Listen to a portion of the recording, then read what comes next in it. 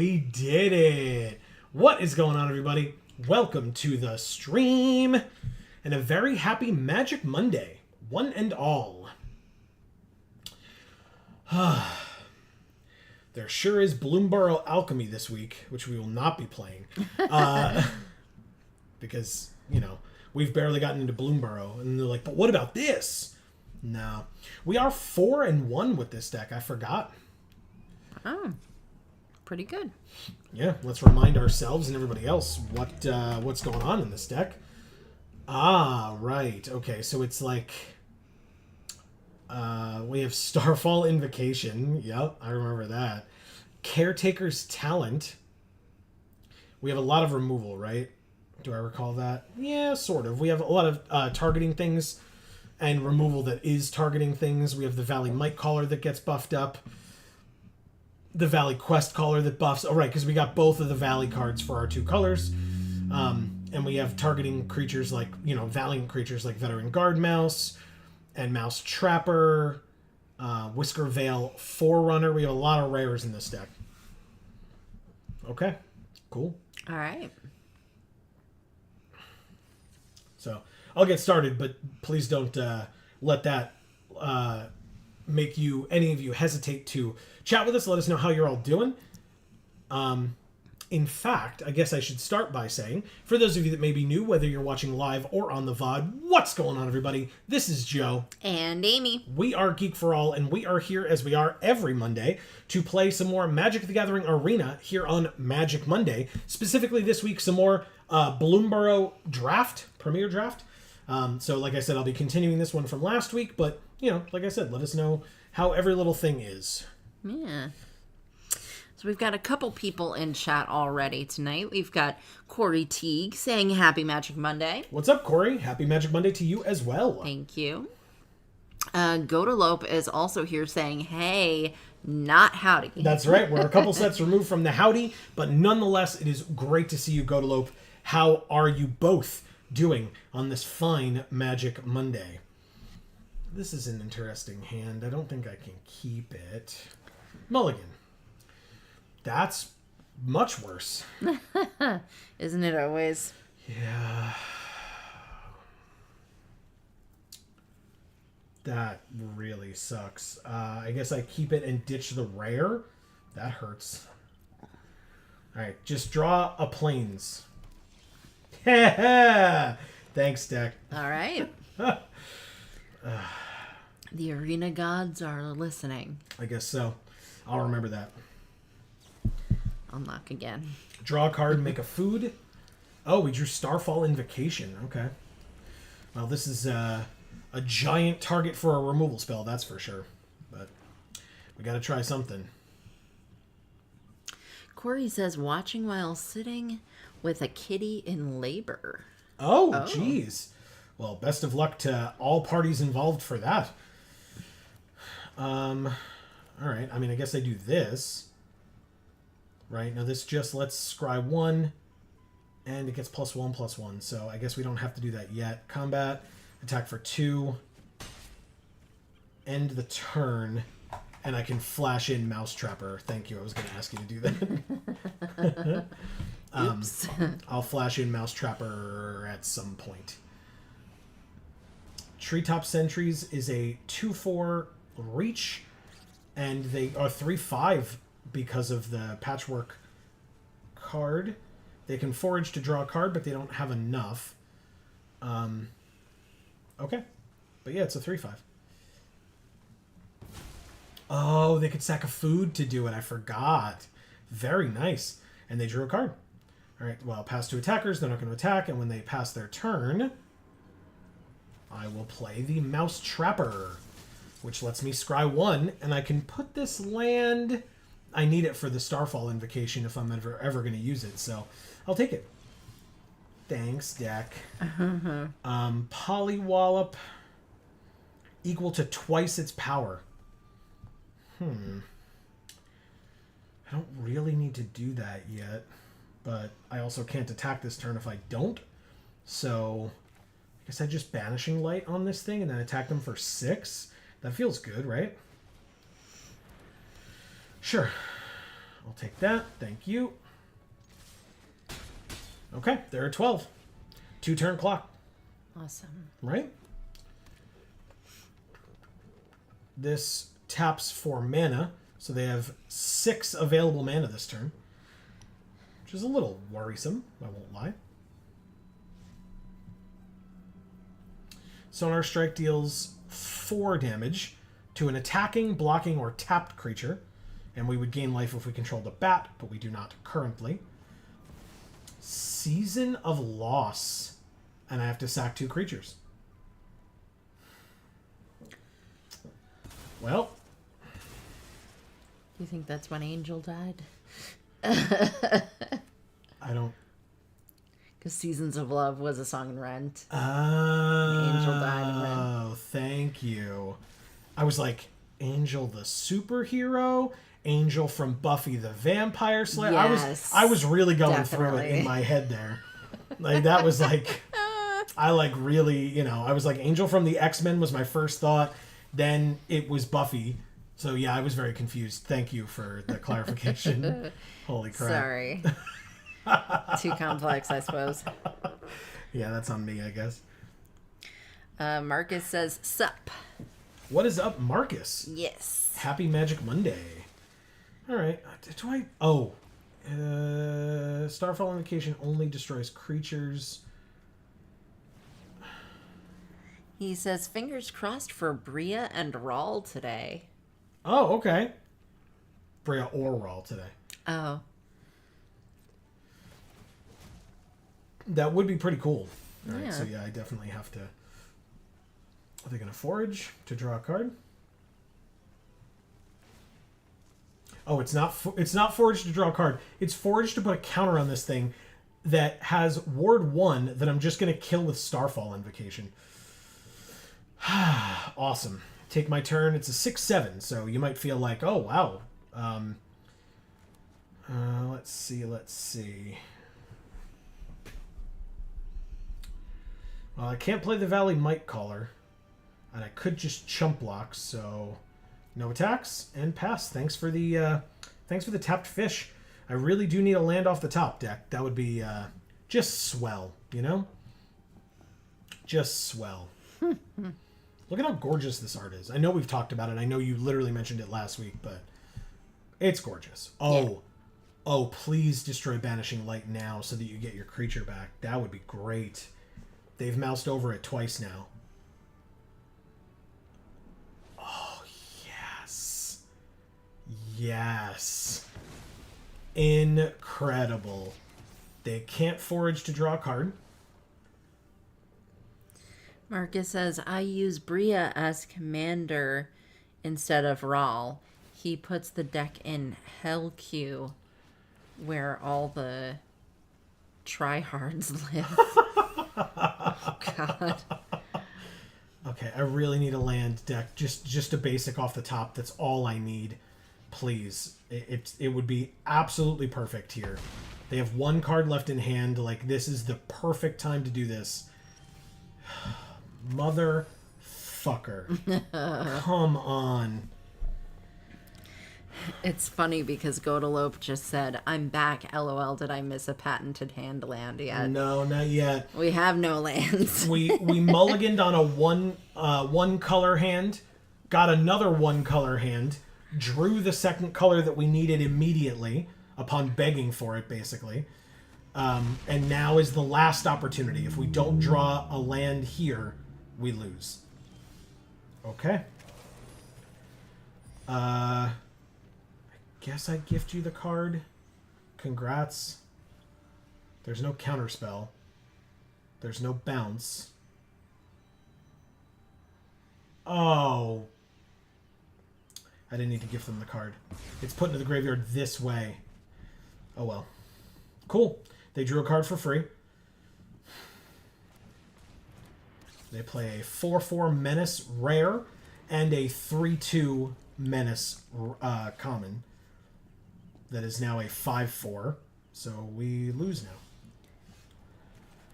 I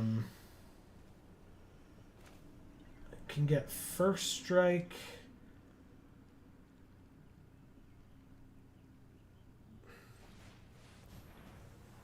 What's giving Ward 1? This? No. What's giving Ward 1?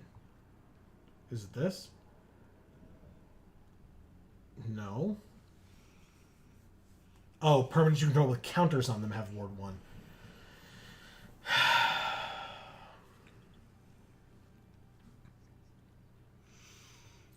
Erica is here saying, "Hi, my loves. It's too warm to be alive." Oh no. It was pretty warm today for us too, although it started at like 60 something, which was perfect temperature this morning when I was on my way to work, but it got to up to 80 something during the day, which was A lot. very annoying, yeah. Corey says, "Innkeeper's talent."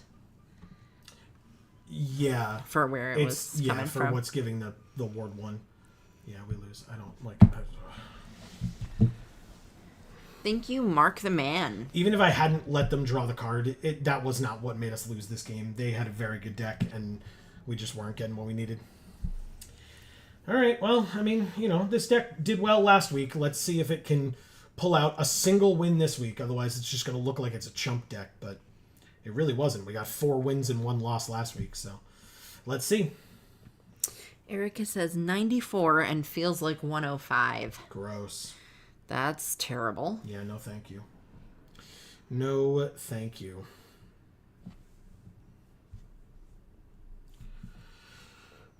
Hey, so how about that 4.5 hour Nuzlocke stream last week? That was a very long stream that we did on Friday. By the way, It's a doozy. yes, over on Video Games For All, link down in the description box below. That is not supposed to be typical. We just were really vibing and enjoying the time that we were having, and so we kept going despite the fact that we were going for what turned out to be 4.5 hours. Like I said, streams are supposed to be 2 hours, so that should be the only time that happens outside of streamer events that we stream for that long. But you never know what'll happen when you tune into a Geek For All stream on any of our channels. So yeah, Well, that's what we'll say for the people who like unpredictability. It's true. But for the people who like predictability and order, Yeah. we will say we stream from 8 to 10 every Monday and Friday night. that's right. We're facing a diamond player now as well. Okay, well, you know what? Not bad. Not bad. I'll take it.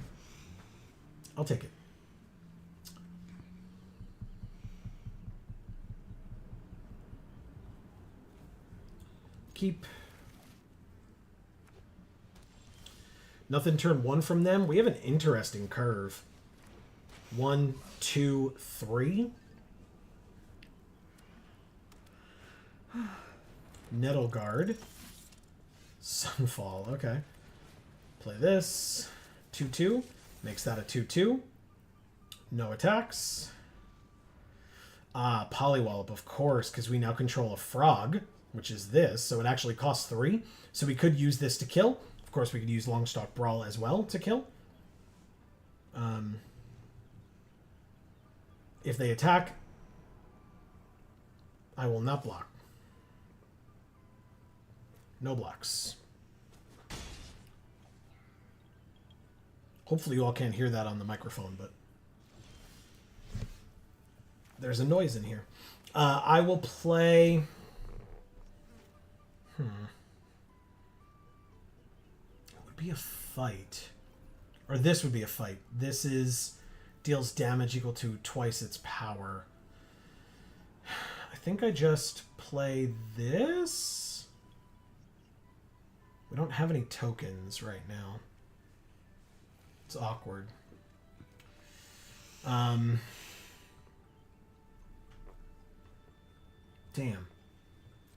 Very annoying. All right, let's attack for 4 and see what happens. Nothing, huh? All right.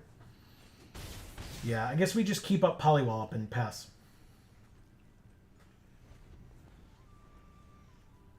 I just stepped on a piece of tomato. Oh, God. From our dinner. Yeah. Pass to attackers. Take 3 again, I guess. No. Don't take 3. Guess I take my turn. They're stuck on land, it seems, which is good for me, obviously.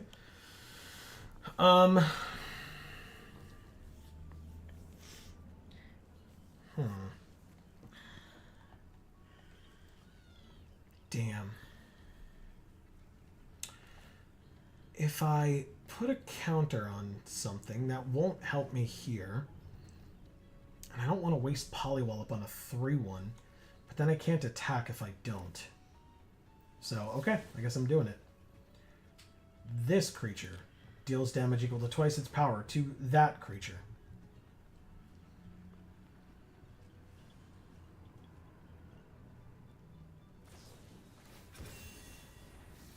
Okay, it's big enough to survive. But is this worth it? No, they'd have to trade. Okay, congrats, you did it. Moving on. We won for one. It's not a huge deal. Okay, we drew the 5th land. We could Starfall Invocation, but why? I could also... I guess this is an instant. I could attempt this. The thing is, our creature would still die, so I guess I just play this, level it up to level 2, and just wait. They're still stuck on 3 land. We are just giving them the opportunity to draw a card because of this Nettle Guard. By draw a card, I mean draw the land that they need, or draw into the land that they need. Yeah. Okay. I'd love to draw a creature deck. Like, is that an option for me at all, or no? Well... Super annoying. I can level this up a lot, but... Last time you wanted land, now you want a creature? I know. In limited? What a monster I am. Wanting So lands demanding. Yeah, wanting lands and creatures in limited. What a fool.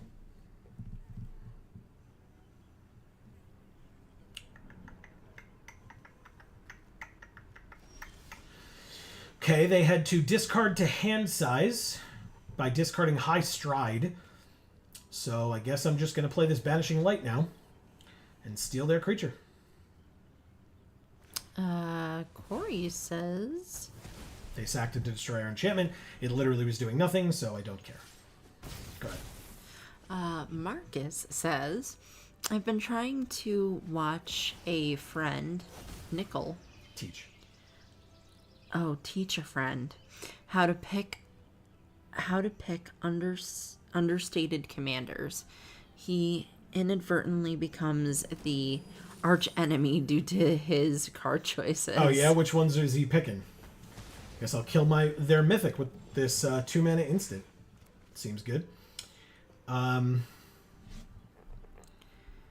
Corey says, land and creatures, gotta subscribe to Arena Premium for that, LOL. Yeah, it sure does feel that way, huh? And what is that, like $50 a month? Alright, so let's go ahead and do this. They get a tapped fish. Go to combat, swing for 5. They could chump block, but they're not killing. Good. They take it all and go to 11. We're at 17. We will pass.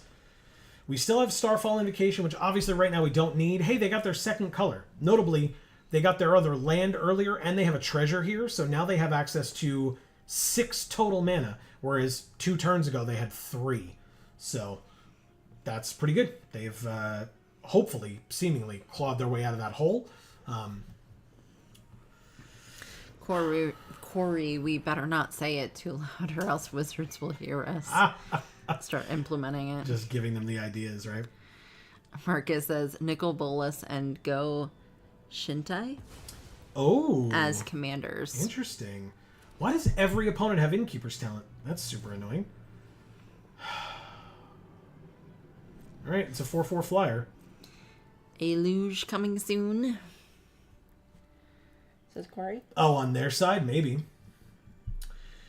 Okay, so I'll take my turn. I drew an actual creature. A moose. Yeah, it's a nice one, too. The issue is... I could give them a card.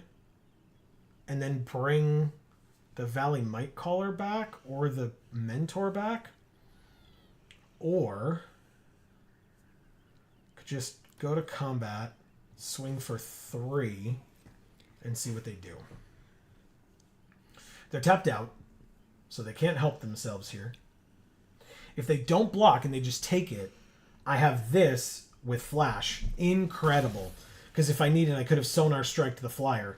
But now I don't. And this thing is a 6/6 Vigilance, Reach, Trample for all the mana that we have available to us. So go right ahead, put it on the flyer. I don't care. That's fine too. You get to scry 1. Pretty decent. Obviously, that creature can't attack this turn. But they put that top card back on top. Interesting. Okay.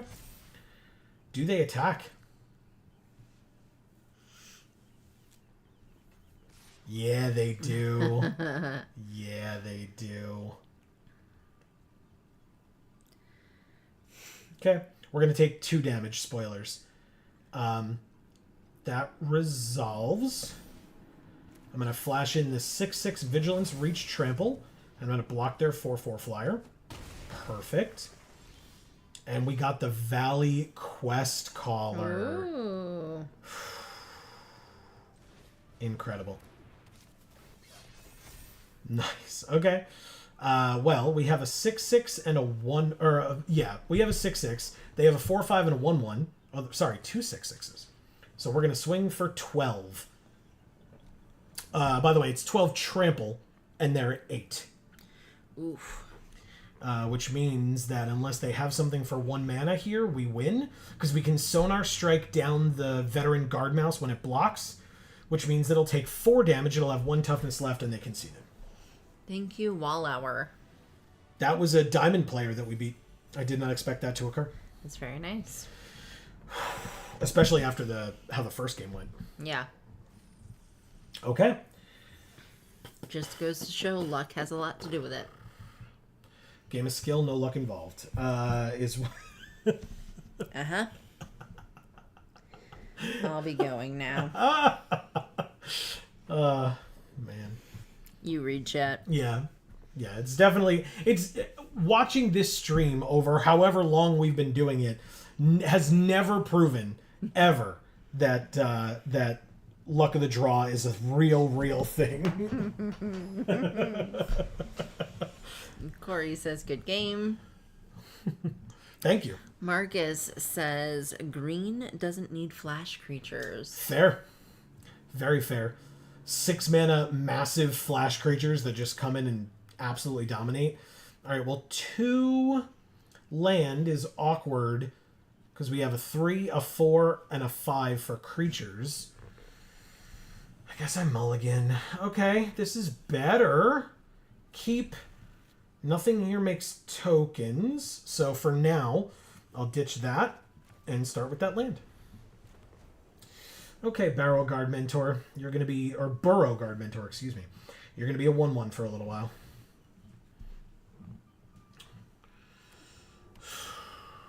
Hidden Grotto. They surveil 1. Look at how pretty it is.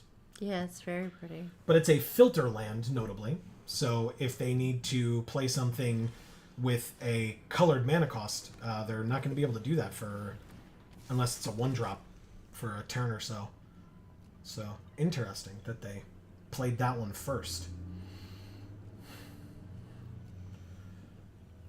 Although obviously, I guess I'm wrong because they can play something with a white mana cost now.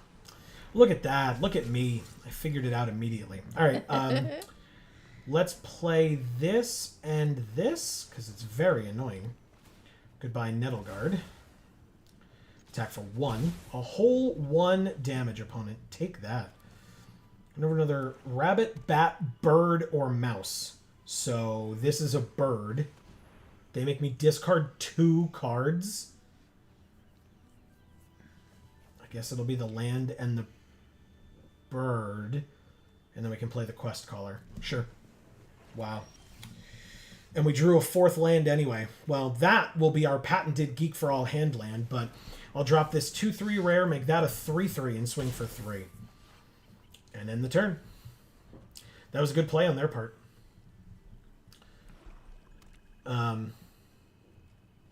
Yeah, I'm not in love with this card. Like, I like... I'm sorry.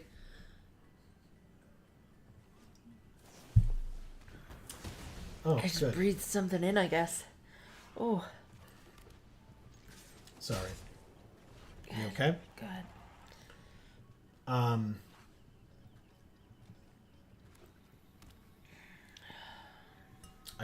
genuinely don't remember what I was saying. It's fine. It wasn't that important, I'm sure. Sorry. It's okay. It's not your fault. Okay.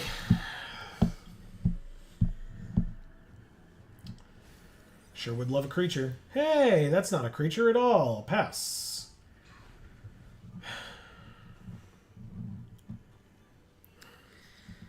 Corey says, what do you mean, Prof? Meaning Marcus. Green gets permanent removal, land reanimation, and flash, reach, vigilance, trample creatures. I think they need more. Just kidding. Yeah. It's quite a lot. Okay, deck. All right, fine. Arena's like, hey, you want to give us more gems, right? Draft again. I'm like, yeah, no, I get it. It would be cool if I could like finish my first draft on a positive first, but it's fine. Whatever. Give me a creature, maybe, off the top. Even if it's a 6-drop. Nope, that's a land. Sure. Okay. Next. 3, 4, 5, 6, 7. I go to 4 on board. They just can't stop drawing flyers. There's another flyer, speaking of which. And Offspring, so there's another flyer. They just have 5 flyers on the battlefield. Oh, no, I'm just dead, right? Okay, I'm at 2. They surveil 1. And put the land in the graveyard. Man, that would be real nice if I could do that, huh? Holy shit. Thank you, T Bloom 94. That wasn't even a real game. Nope. Wow. That's what you get for beating a diamond player. Yeah, I guess so. They're like, well, here's this silver player with actual creatures. Deal with that.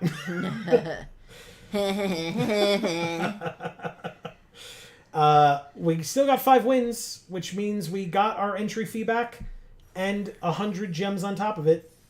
That's not nothing. Let's do that again, but better, but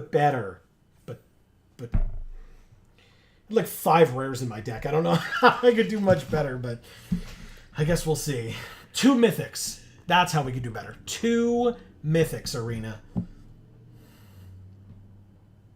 On color, of course. Just get like a green-white mythic and then a red-blue mythic. It's like, this is what you asked for, right? Technically. So you gotta be specific. 2 on-color mythics, Arena. 2 of them. All right, so here is the first one. In our opening pack, we get... Nope, that's not a mythic. I was really hoping. Wouldn't that have been cool? If a lizard, mouse, otter, or raccoon we control would deal damage to a permanent or player, it deals that much damage +1 instead. I'll take it. It's it's one of 3 red cards in the pack. Frilled Spark Shooter is a 3/3 menace reach. I like that one. And the Brazen Collector is a 2/1 first strike for 2. Whenever it attacks, we add a red. I don't hate that either, but we're taking the red, so Okay. we'll see. That is a gorgeous art below it. Mudflat Village. Yeah. Very pretty.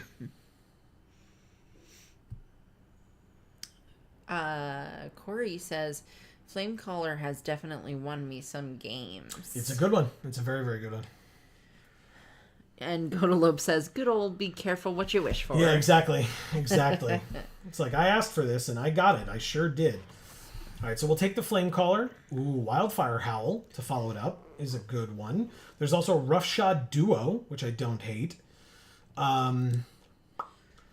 This definitely wants to be in more of a red-black strategy, I feel like.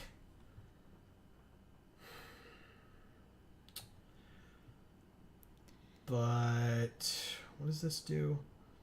An 0/4 wall, +1/+1 counter, for non-creature, non-lands entering. And whenever it becomes a level 3, return non-creature, non-land from our graveyard to the battlefield. We're not really going to have too many of those, I imagine.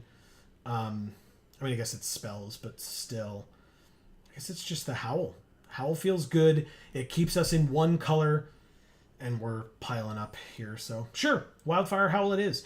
Rockface Village cares about lizards, mice, otters, and raccoons. Oh, and or raccoons. Getting +1/+0 and haste for 1 mana sorcery speed. We've got Feather of Flight, Long River Lurker, or Bark Knuckle Boxer. 2 mana, 3/2. Whenever you expend 4, it gains indestructible until end of turn.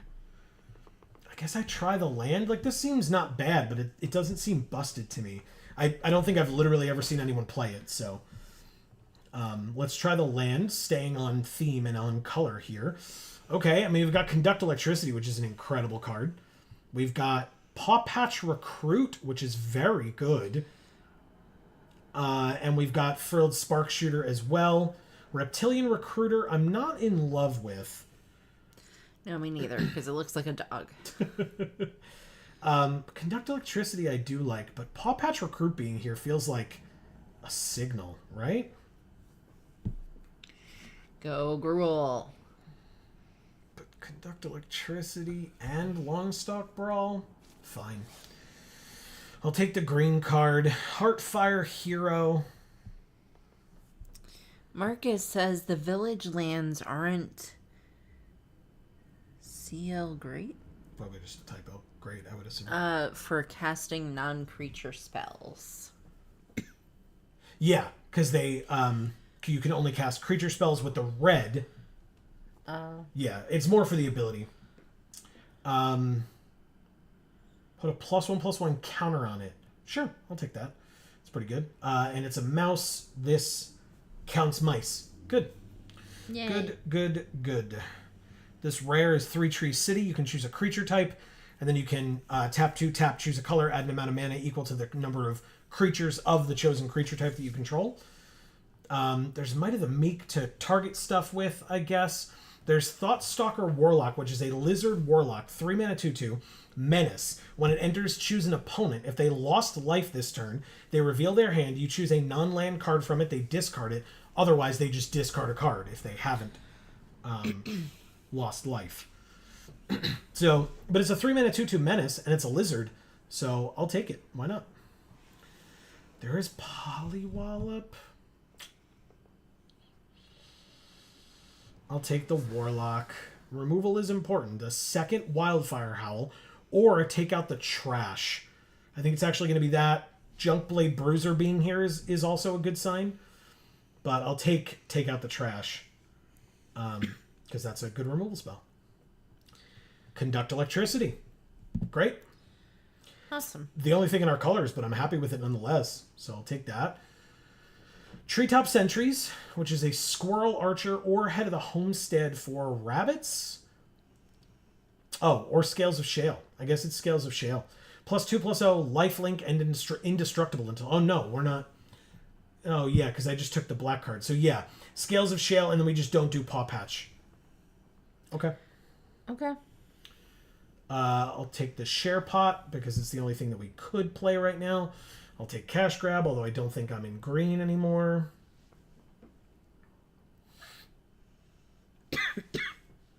Ugh. You want to go get more water? Go for it. Just stop it. Yeah, just go get more water. You're fine. Marcus says Thoughtstalker is so good. And Corey says, I know you haven't been keeping up with stories, but any thoughts on WotC moving away from Jace as a tentpole character? Yeah, so it's an interesting point. I mean, that was kind of in the books for a while, it seemed like. Yeah. And I get a company that has been taking their lumps for representation, not necessarily, or lack of representation, of course, is what I mean there. Of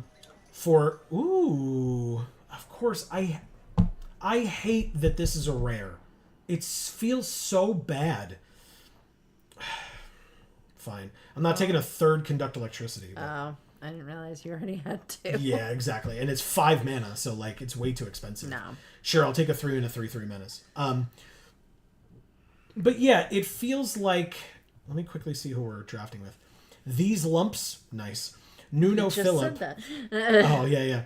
Tilted Siege, JTP20, Marco, Object Pusher YouTube, I guess, and Mr. Smiley. Anyway, I think for a company that... Here's a mythic. That has been, like I said, that's been taking a lot of guff for a lack of representation. We could still go green. No, we can't. These aren't good enough. Paw Patch Recruit's fine. Well, Head but of a the mythic Homestead's is not. good enough. These aren't amazing cards. Oh. They're fine. Yeah, I mean, I guess... Yeah. Thornplate Intimidator's better, I think, here. For us, at least.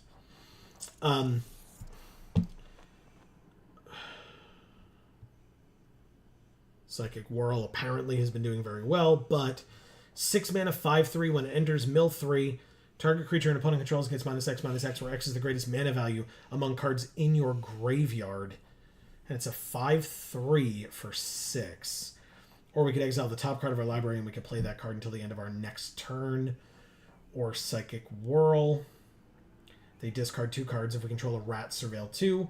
Right now we have 1 rat in the deck. This... Our curve is just flipping us off. Yeah, I know. I have so many 3-drops. Fine, I'll take the Wix Patrol. I don't like it. But there weren't a lot of good options there for us, to be honest. Steam Path Charger is perfect. That's exactly what I want. Take out the trash, also a very good choice, but I'll actually take a creature because we're... yeah, whatever, it's fine.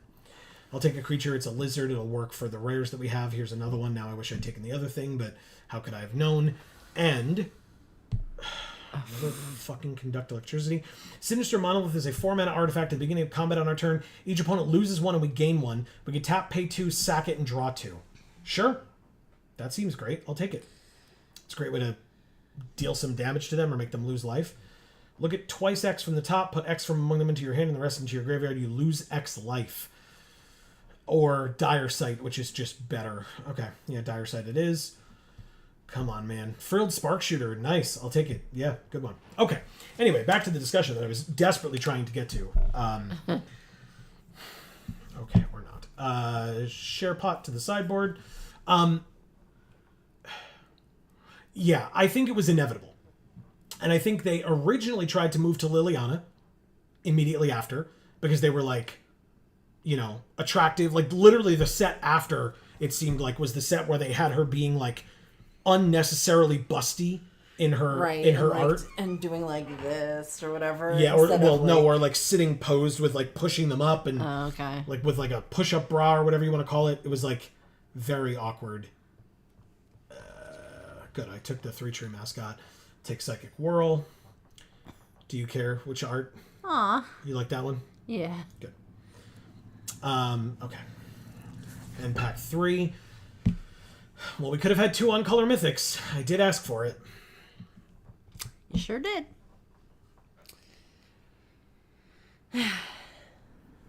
Son of a bitch.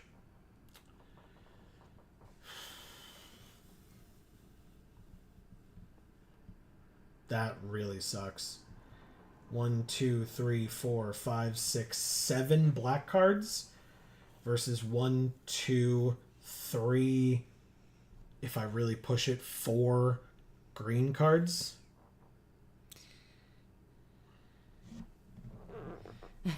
Marcus says Liliana's corset game in Strixhaven was strong. It really was. Yep. It really was.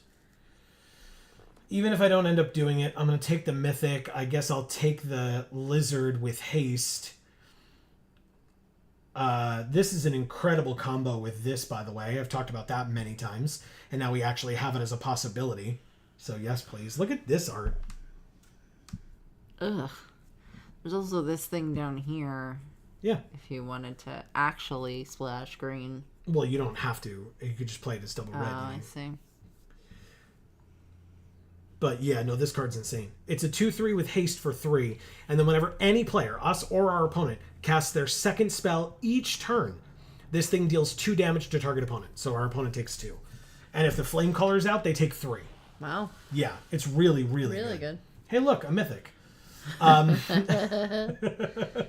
There's Playful Shove that deals 1 damage to any target draw card.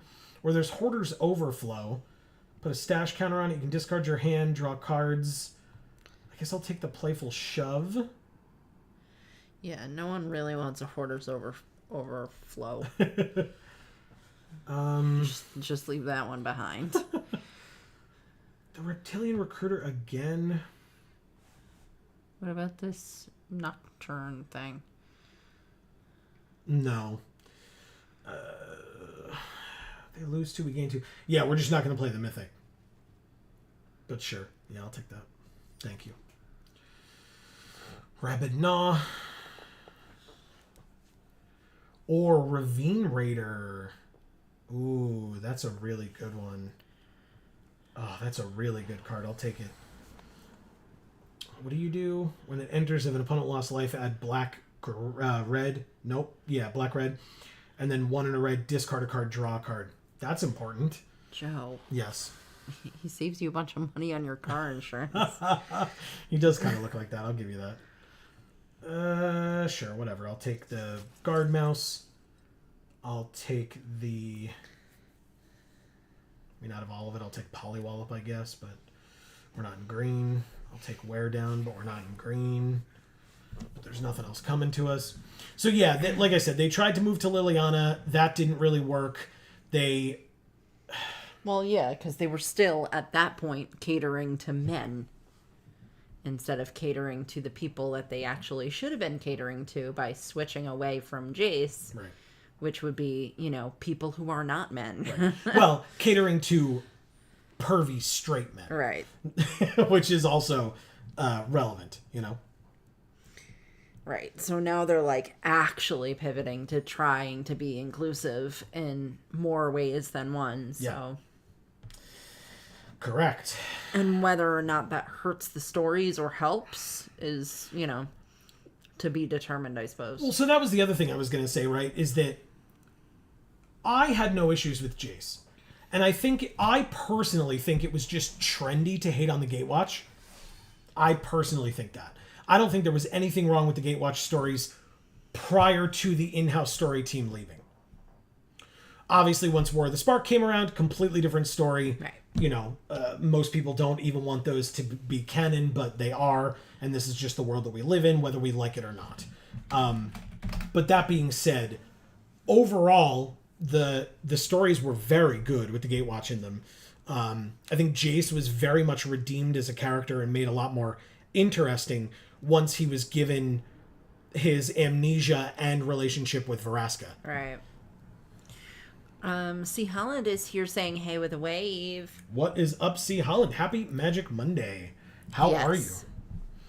And Corey says, they say Jace has been moving to Too far. Oh, too far to a villain, and Kaito is his replacement? And again, Kaito kind of leaning more towards a person of Asian descent. Obviously, Asia is not a world in Magic the Gathering, but right. I think everybody knows what I mean. That again, for representation purposes, it makes a lot more sense. Do I think that he's actually the replacement? I'm not so sure. We haven't really seen him in a while. He's an interesting character, right? I won't take anything away from that, but am I also saying that Jace is not being replaced? No, not necessarily.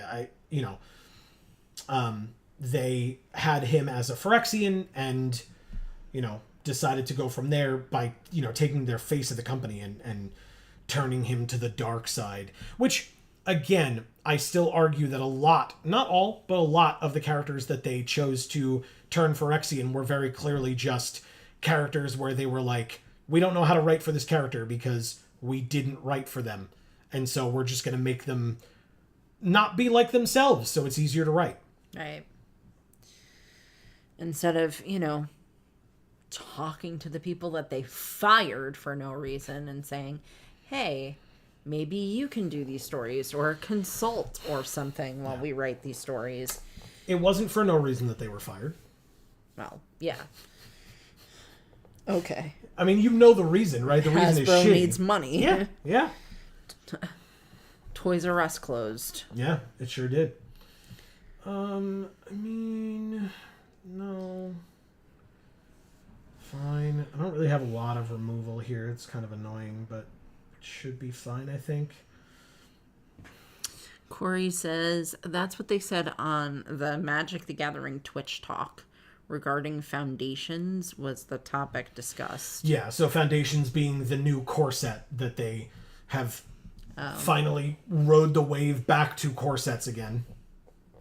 Which, I get it. Like, I'm not going to be one of the people who's like, oh, they're going back to core sets again. It's just like, but just pick one. Yeah, just decide what you're doing. Yeah. It's so dumb. Yeah, it's like, we won't do them anymore. Oh, wait, we're doing them again. Which, by the way, the last time that they went back to core sets, we had some of the most incredible stories we've ever had in the Nicol Bolas Ugin origin stories that were written. Those were absolutely incredible.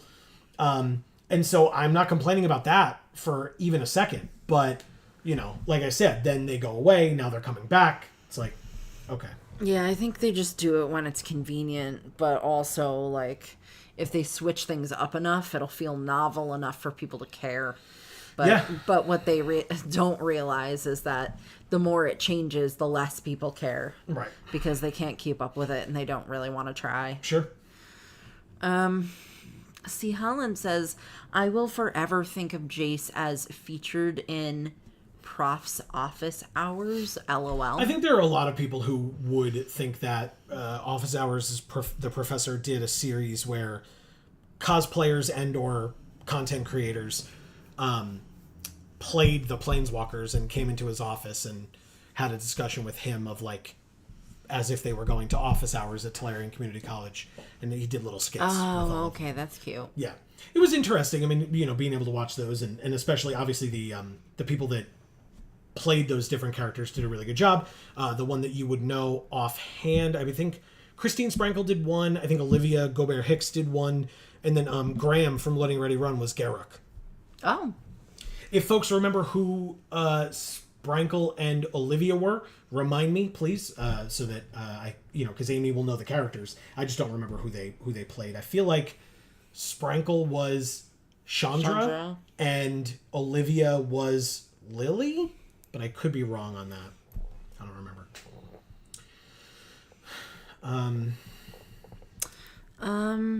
Let's see. Marcus says Jace as a villain is fine.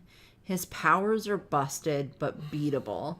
Sucks that they turned off Planeswalkers instead of just making more. Yeah, the issue is that making more was what was becoming the problem for people and for the creators, where they were like, we just have the same like 6 abilities just cycling over and over with these cards, and they were running out of design. It seems like, right? I have no inside track, but it seems like they were running out of design space, and people were frustrated with them to begin with. So it's the same thing with the Gatewatch stories, where it was like people were already fed up with the Gatewatch stories even before the in-house team left. So then when the stories got bad with the Gatewatch and they were like, oh, well, I guess we just won't do Gatewatch stories anymore. You're welcome, everyone. It's like, you didn't do that to appease us and all the people that were complaining. You did it because you ran out of like story ideas with the Gatewatch, because the Gatewatch were written by people that understood their characters, and now you had to move away from that, make a bunch of new characters, and write for them instead, because your new writers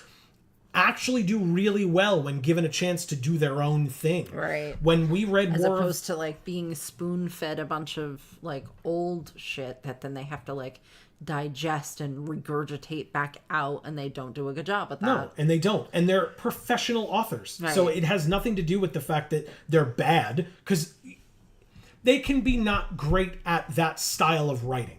That's fine.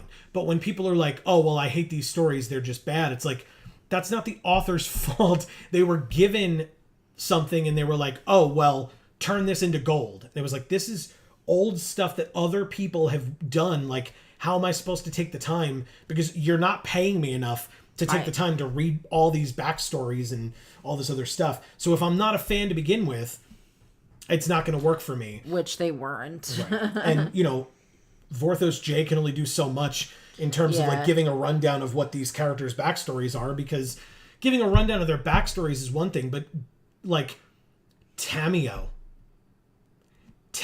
when written by, I want to say it was Ari Levitch, but I could be wrong because it was a goddamn long time ago. Yeah. But the Tamio story that I'm thinking of, the vocabulary and the depth of intelligence that was needed to write those stories when Tamio was speaking for the majority of it and was using such advanced vocabulary over and over and over again was incredible. But it must have been insane to have to write all that, because unless he himself was smart enough to have had all those words, I imagine that it took him a while to like go through and look up all of those, like in a thesaurus, to like find all the like, you know, more extravagant words to describe what Tamio was trying to talk about. And then the next time we saw Tamio, not written by the in-house story team, she just talked like any other person. And it was like, that was like half her thing. Right. Was that like she showed that she was so much further advanced than everybody else around her because of how much she read. She's the keeper of scrolls, so she has such a strong vocabulary that like she had a much better vocabulary than everybody else. She talked so far over people's heads. Like, that was an interesting thing about her. And the next time you see her, she's just like, oh, hi, it's great to see you again. And it's like, who the hell is this? Right. And so sure enough, the first person to turn Phyrexian, the one that they didn't know how to write for anymore. And so it was like, oh, well, now she's Phyrexian, so of course she talks like that. Face. Sorry. I made sure. I looked over to make sure I wasn't going to hit you. Corey says they did get First Nation consultants for OTJ. Outlaws of Thunder Junction. They are trying.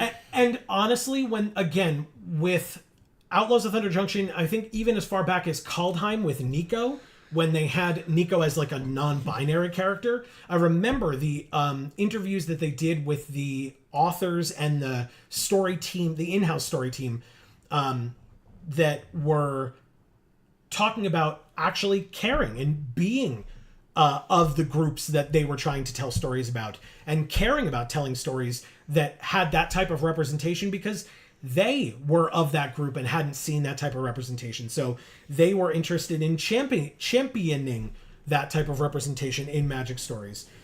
And so, like I said, even as far back as then. So yes, they're absolutely trying. And I think that their heart is in the right place in doing so. I don't need to, I'm not reading Magic stories looking for representation for myself. My favorite character is right here. Right here.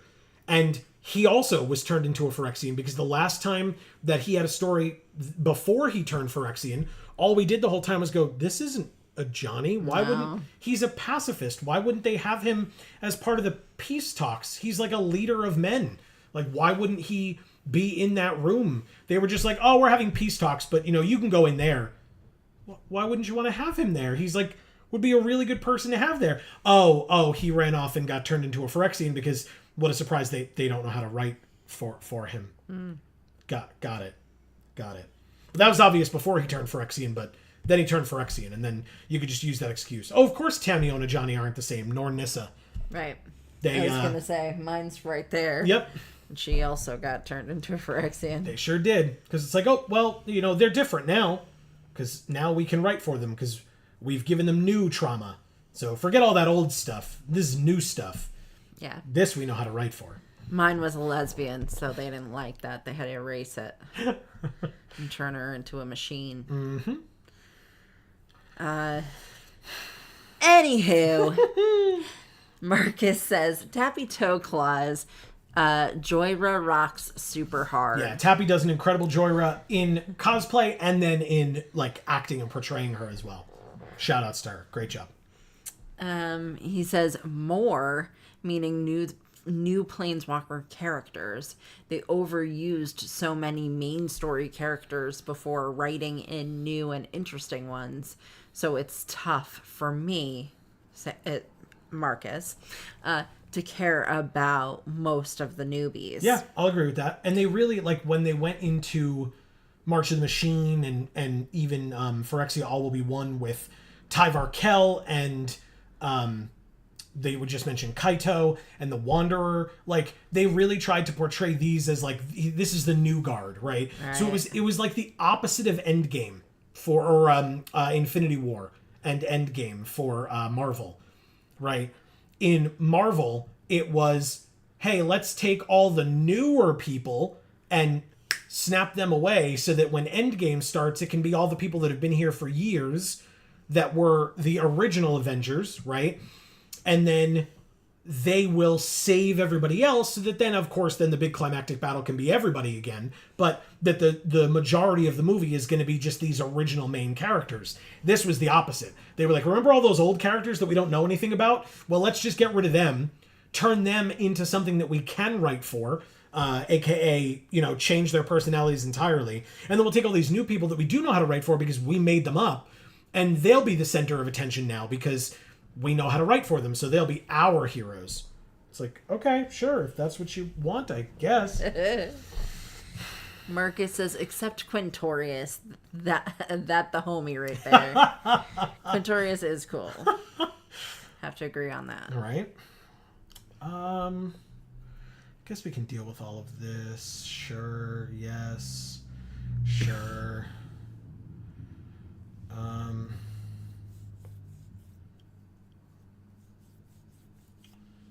Yeah.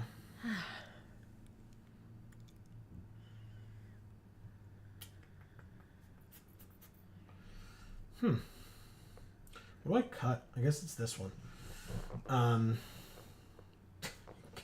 Thank you, Amy. Cut. That's pretending to cut his sleeve. Probably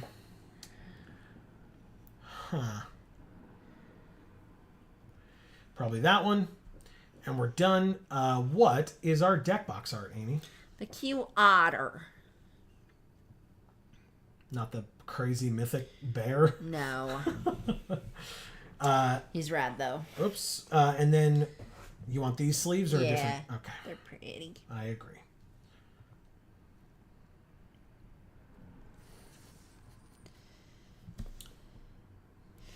Marcus says, I don't care that he's Boros. He's a friggin' lore mage. Exactly. Corey says, I am glad they are finally going to not focus on alchemy, starting with foundations. Hopefully it just goes away, but I'm biased, lol. I mean, again, I just ignore it. Like, literally every time it comes up, I'm just like, oh, this again. Goodbye. Like, I just don't care. Never have, probably never will. Like, it's around for, like, a week. Like, why should I give a damn? I don't understand.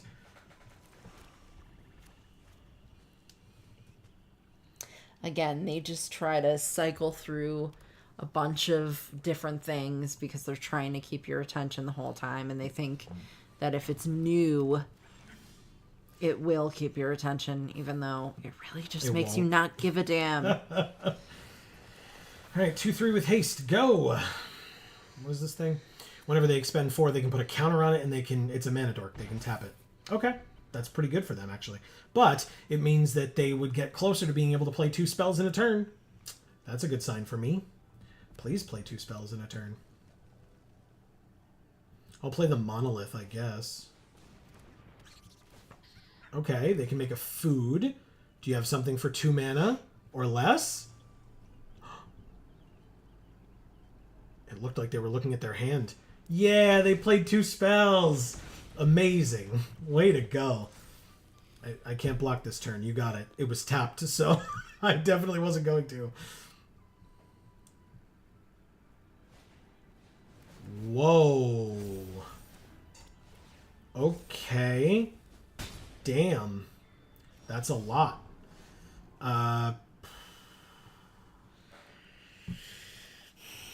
Corey says not focusing, meaning not steering new players there, is what I mean. Gotcha. I'm not sure the people that make the decisions actually play on Arena. Haha. They would have changed it a long time ago and stop adding new toys for red prowess every set. LOL. That's funny. Yeah. Yeah, like I said, it's just like, especially with like Cube, every time an alchemy card comes up, I'm like, I don't know what this does because I don't care. Like, I just never have and never will care. I can't because it's just entirely too much. Like, I'm still learning this set, let alone, having to focus on another one. Marcus says Tyvar got me a bunch of wins with Golgari elves. I like him too. Again, not a walker anymore. Yeah, exactly. So it's like, okay. Oh, right, I can't attack into a 4/3. Silly me. 7 mana. Or, sorry, 7 damage. Doesn't matter. I'm not chump blocking, man. I have to just do my best to, like, try to actually win here. No blocks. Go to 4. It's real annoying. I don't really know what I'm supposed to do, but... I guess if I play the Spark Shooter post-combat, they'll have lost a life, and so it'll be a 4/4 Menace Reach. That's something, right? That'll stop their 3/3 from attacking, at least. So, combat. Lose 1, I gain 1. Up to 5. No attacks, just in case. Play the Spark Shooter. 4/4. I mean... 1, 2, 3, 4, 5. I could play this guy. But another land isn't going to help me, so... I can keep the patented Geek for All hand land up. What a surprise. They use their food, gain 3 life, go to 14. I don't care. I just have to live. Okay. 6 mana. Corey says that Tyvar is a tent pole character now. Alright, I'm going to play this. Now this is 2 damage to each creature, or 1 damage to any target and 2 damage to each creature.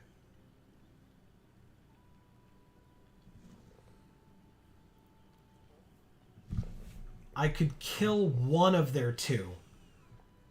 And I guess it would be the 4/3, and then my 4/4 actually gets around it. Okay. They have 2 cards in hand and mana open, so it's definitely possible that they just, like, pump this guy up and let him live. But that means it's pump they're not using against me when they give it Menace. So, draw your card. I'm going to deal 1 to this and 2 to everything else. Come on, baby. Please let this work. I assume it's pump of some sort. It's not? Amazing. Go to combat. They lose 1. I gain 1. 13 to 6. Okay. No. Well, I've got the menace creature, but that's the only thing stopping them from attacking me. I'll say no attacks for now. In the turn. We'll see what they're going to do. They've got a flash, vigilance, reach, trample, 6/6. Okay. Choose a creature if that creature's power is 2 or less, or if you control another lizard. Oh! Okay, so I could steal their 6/6 and swing next turn. I can't take 6, though, so I'm going to have to chump with my battler guy. But that's... Jesus Christ. Okay. They get a land. Congrats. I mean, it thins out their deck because they're empty-handed, but... and then they can sack the food later.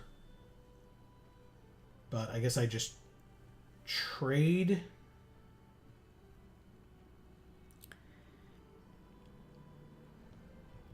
do I do here if they attack? If that's their only attack? That is their only attack. And I have a 4-2.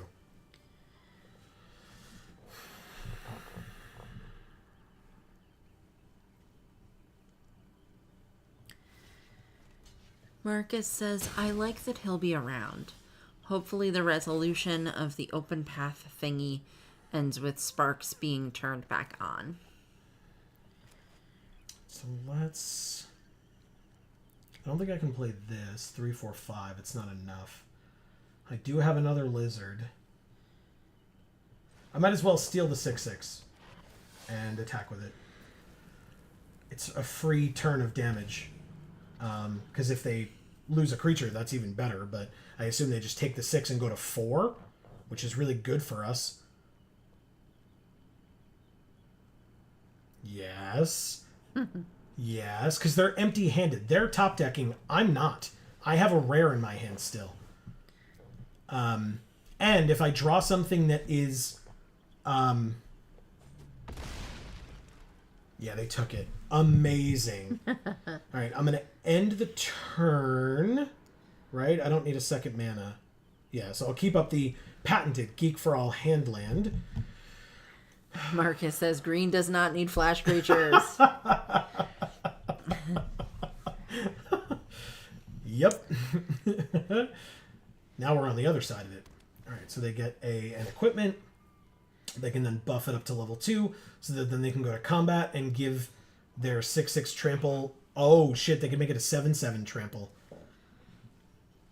That's probably fine.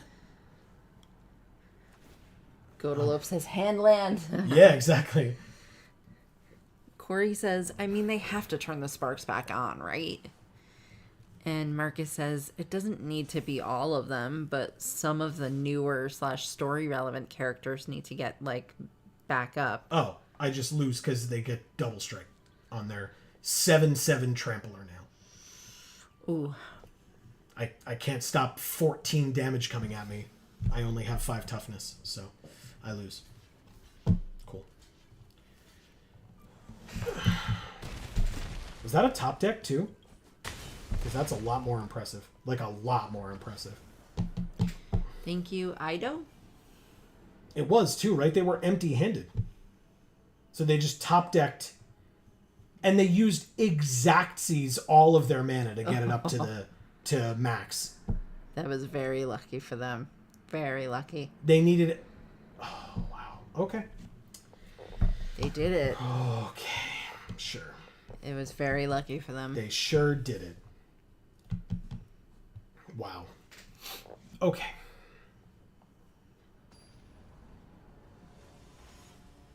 Marcus says, WotC can even do us a solid and nerf them so they can be played in standard without warping formats as much. Yeah.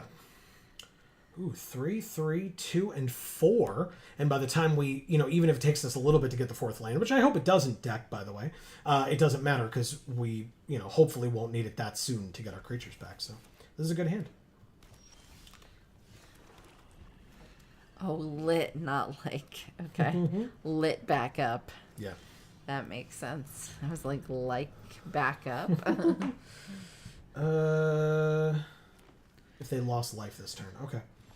So we want to play this and this.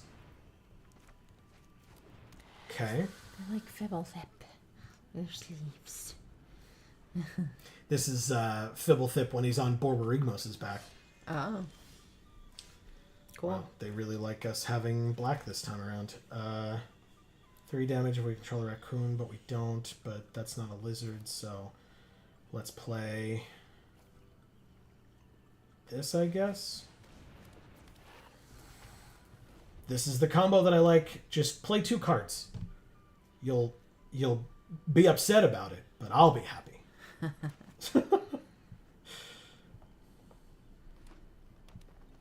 This only does 3, but I have faith that they will play something that could die to this. Oh no, not 3 damage. No blocks.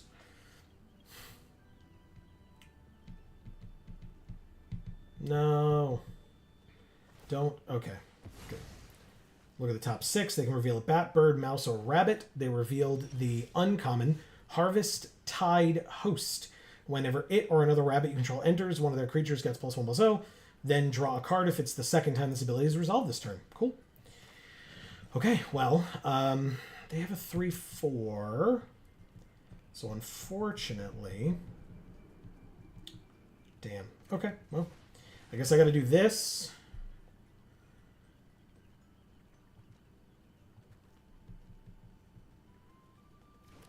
I was like, yes? Okay, good.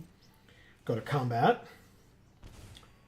This is actually going to really hurt them unless they have something here. Oh, damn. Okay. They just go to 12. Yeah, they took 7 damage that turn. Wow. Plus, they lost a life, so that's why they're at 12. Sure, I take 4. Ooh, Thornplate Intimidator. They do have a lot of cards in their hand.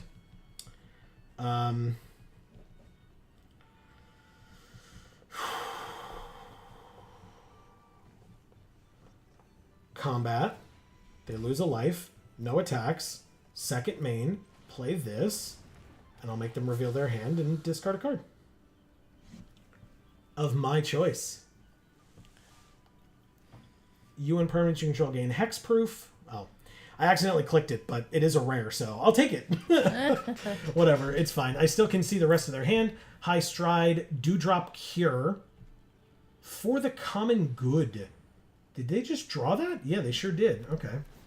Top decking an uncommon 0/4 wall. Everything they've played has 4 toughness. Everything. We have a 3 damage spell right here. But everything they've played since turn 3 has 4 toughness. That seems ridiculous. Why? Okay. To them, it seems really good. I guess.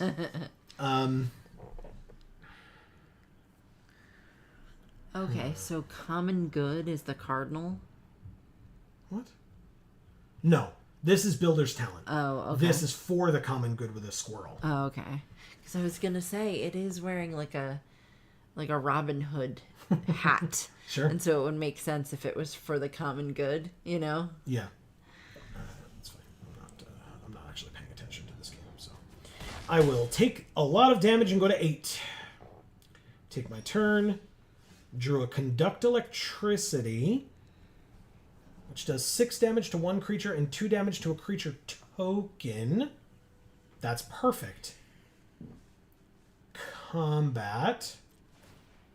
They lose a life, we gain a life. Ding. And then I swing with everybody. If they take it all, they're dead, actually, which is kind of fun. Perfect. So that damage there and that damage there. Beautiful. Waste your card. And now you have an 0/2 that can block, but will die. But then they take 7, or 6, I mean. They're at 4, we're at 9. Pass.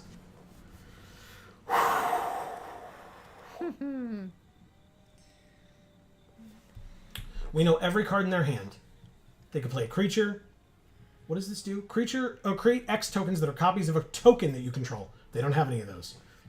Return up to 2 creature cards. Oh my god. I just thank you. I just want to look at what this says. Return up to 2 creature cards, each with mana value 2 or less from your graveyard to the battlefield. If the gift was promised, instead return up to 3. Okay. They conceded. Thank you, Mr. Papu. It might be Popu, because it's like Mr. Popo, but I'm assuming somebody else was Mr. Popo. Might be. Who knows? But we won that one. Yeah. Our rares combo well together. Nice. But honestly, just our Valley Flamecaller is just a very good card. Because actually, I don't think the other one triggered once. I tried, or maybe it did once, I don't remember, but I tried. This is so pretty. Yeah, very good. I like this art. Again, they did a pretty good job in this set, huh? Yeah. It really did. Unstable E. Or Unstably. Unstably. Oh, Jesus. Why? Mulligan. It's probably worse, but these are both 3, so I'll probably draw the land, right? Keep 6. Ditch this one. Draw the land, please. Just any basic land. Yep, got there. Nice, Amy. Very nice. I was drawing it. She sure was. It worked. Azure Beastbinder Rare. 1/3 vigilance. It can't be blocked by creatures with power 2 or greater. Whenever it attacks, up to one target artifact, creature, or planeswalker an opponent controls loses all abilities until your next turn. If it's a creature, it also has base power and toughness 2/2 until your next turn. I'll play a 3/3.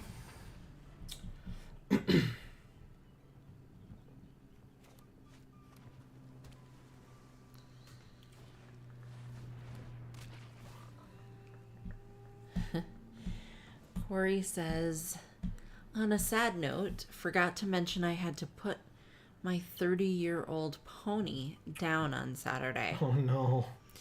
But new kittens tonight, so circle of life. That's right. Oh, life on a farm. How long do horses typically live? That is, although I have pseudo worked with or at least seen horses before, I don't actually know the answer to that question. It's until your next turn? Wow. That's some BS right there.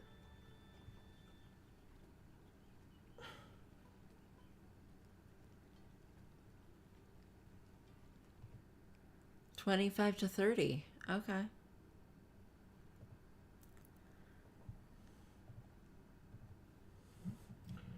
Sorry, everybody. Sorry for the spam. Yeah, I got rid of that as quickly as I could, which was not very quick. But I tried. Anna is here saying, Merry Magic Monday, you magical maniacs. What is up, Anna? Great to see you. Thank you. And a Merry Magic Monday to you as well. Very much. I really love this dude's face. He's just like, ah! As the wolf is just bearing down on him. Yep. It's very funny to me.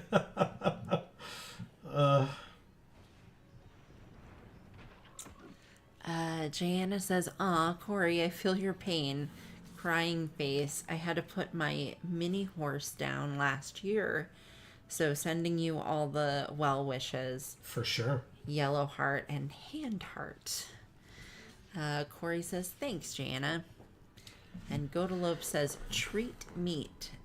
LOL. All right, so I'm going to take this and this.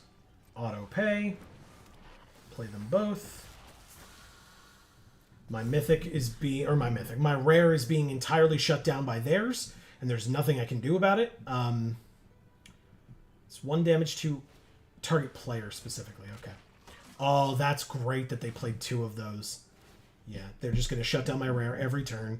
There's honestly nothing I can do about it right now, so I'll say no blocks. Yeah, no blocks. I can Wildfire Howl, or I actually don't have to. I can do this, but... Godalope, are you saying that because, like, you think they're going to eat the horse? I didn't believe that was where that was coming from. Please tell me that's not what you're saying.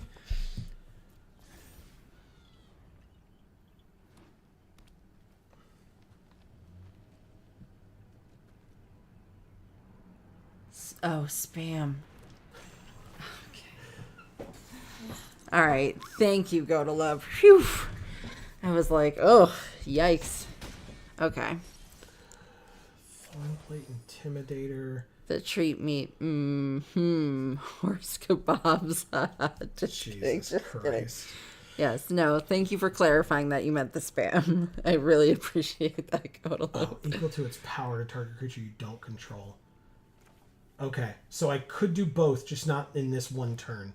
So what I'll do is I'll get rid of the flyers, because that 3/4 can be chump blocked this turn, and then killed with Rabid Gnaw in a future turn. Yeah, Corey just said Rabid Gnaw could be a way out. Right, but thankfully I killed it because I drew the removal spell. But this will work well for me. In fact, I guess if that's the case, let's go to combat and swing first. Because there's a possibility that they don't block. But yeah, they didn't block. Perfect. Good. I get a free 3 damage in before my creatures die. And I don't need the extra point. I don't. So all but the 2 rares die. They take 2... Oh, no. They take 4 damage. And go to 11. Thank you, Valley Flamecaller. You may be tapped, but still works. Rabid Gnaw will make our Valley Flamecaller 4 POW. It's dead. Never mind. Oh. Ravine Raider. Ew, they do go to Lope. He says on the can of Spam, it literally calls it treat meat. That's awesome. Wow. All right, so let's see if they lose 3 life, discard a card, or sack their creature. I assume it will be anything but the last one.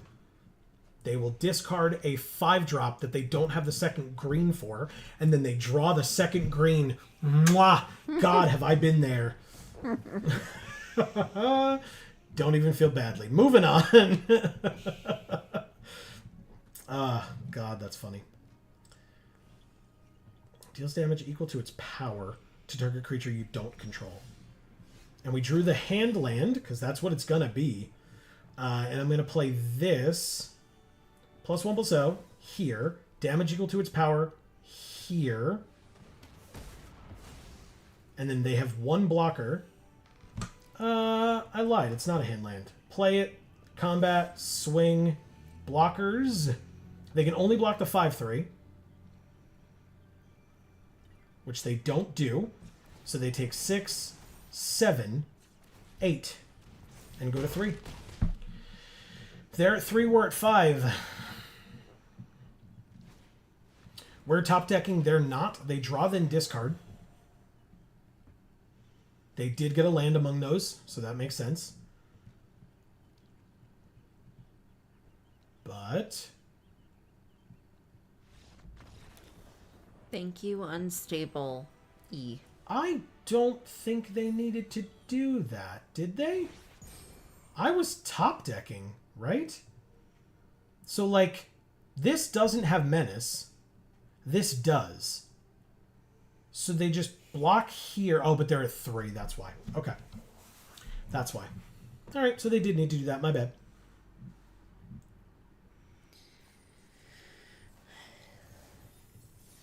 Okay. 2 and 1. Let's keep it going. Why the hell not? If you didn't get it from my insinuation or my statement before, don't forget we're live this Friday at 8 p.m. Eastern over on Video Games for All. Link down in the description box below. In fact, it should be the top link in the description down below to take you to Video Games for All. We will be continuing the second stream of our second ever Nuzlocke adventure. That is Pokemon for folks who are uninitiated. If that is something that you're interested in, sounds interesting to you, whatever the case may be, we'd love to have you join us. That is just like this stream. It starts at 8 p.m. Eastern, but over on Video Games for All. This hand is absolutely terrible, but I sure will keep it because I'm not going to 5. Anyway, look, it's Mabel. Yeah. And look at their sleeves, Amy. Yeah. It's your playmat. Yeah. We drew our 5th land. We need that for this, but still. It's my playmat. You can kind of... Yeah, there you go. You can see it there. It's blurry, but it's there. But it's hollow foil Correct. playmat. Because it's shiny. 2/1 first strike raccoon. When it attacks, they add a red. Okay.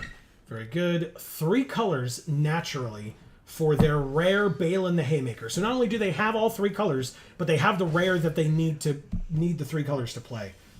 And we don't have anything until, or didn't originally have anything until turn 5. And then we drew this rare, which is not equivalent. But okay.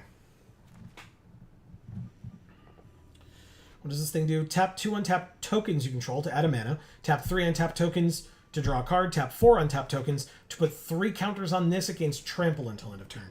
Currently, they have 0 tokens, so that's pretty nice for me. But they don't have a kill spell for my rare. Right?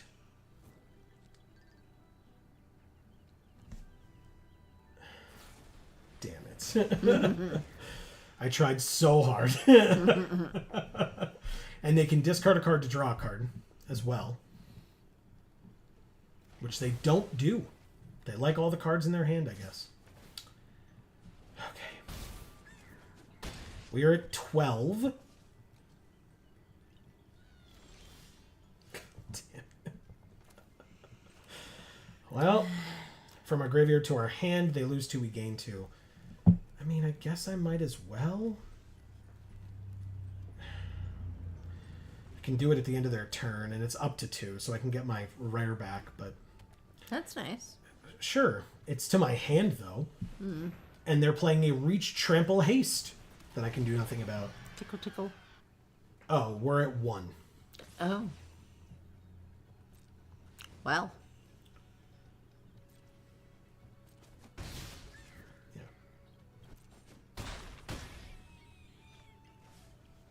That's a little fucked up. Yeah, they're very fast. Whatever, now we're at 3. That's good. Yeah, sure.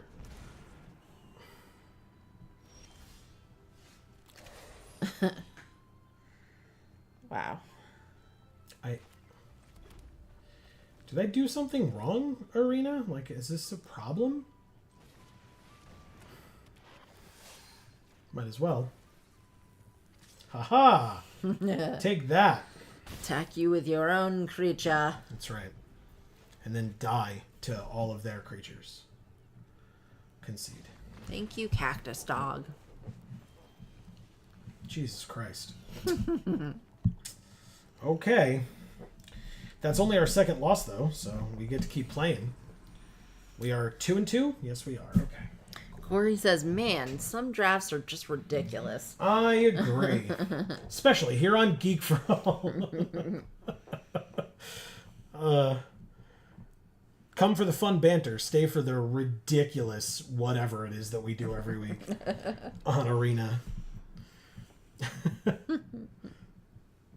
So yes, by the way, if I didn't say it, Corey, I'm sorry to hear. I know I got distracted, but I'm sorry to hear about your pony. But like you said, Circle of Life, and the fact that, I mean, you mentioned 25 to 30 is that span. Right. Sorry that it got caught up in all that spam there, but that means that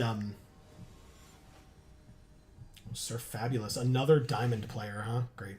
But that means that at least it was at the higher end of its life expectancy, so you had more time with it than maybe you expected, which is pretty great. This is, again, I can't really keep this hand at all. Mulligan. Okay, that's better, right? It's better.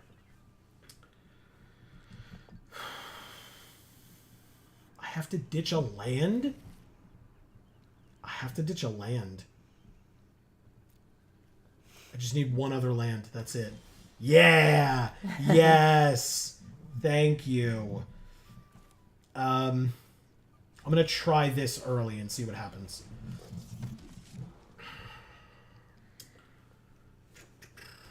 Wow, it sort of worked. Okay. So this is how I believe this works. Whenever it becomes the target, put a +1/+1 counter on it. So I'm actually going to do this and see what happens. Sorcery speed. I'm going to deal 1 damage to my 1/1. Okay. You ready? Ready. It targets. It gets a counter. It's a 2/2. It takes 1. We draw a card, and we get to swing for 2. Oh. That worked out nicely. It sure did, Amy. It sure did. Incredible. Okay. Bird. You got it. Third land. Hearthborn Battler is a 2/3 haste. Attack for 4 now. You're at 14. Pass. This was a much better hand than that first one. Corey says, yeah, it was time. Super sad, but definitely some great memories. Good. That's awesome. And a really cool way of looking at that for you and your family, etc. That's really cool. Right. Got him on my 12th birthday. Wow. And he had a great life. Yeah. Really cool. That is cool. 1, 2, 1. Okay, so this will actually work really, really well. Combat. Swing. See what they do. They blocked. Amazing. +1/+0. It deals damage equal to its power, but it gets a +1/+1 counter first, and then it dies. They go to 12, and I play this menace creature. And it was a second spell, so they take 2 more. Holy crap, deck. Okay. Don't call your deck crap. No, I was not. Please don't do that. Sorry. I was trying to be funny. Yeah, but Arena will hear you. Look, they played your favorite card. Thanks, Amy. Not my favorite card, but It's I not? do like it a lot. Yeah. Yeah, the Little Red Riding Hood Ewok playing the didgeridoo is my favorite. That's right. 1, 2, 3. Or Frog and Toad. Oh, run away together. Surveil 2, draw 2, lose 2. Godalope says that was a ride. LOL. It really was. It really, really was. I'm going to keep them both right where they are. Say done. Draw them both. Go to combat. Swing. And pump this thing up. You can take 4 and go to 6. Pass. Drift, Gloom, Coyote. They stole our creature. Thankfully. Goodbye to the Coyote. We get our creature back. And I can attack for 1 menace. And not with my 2/3, because that would be a bad idea. Not the Battler. It's so cool. Oh, are they targeting it? No, not yet. They have to attack first to target it. Good, good.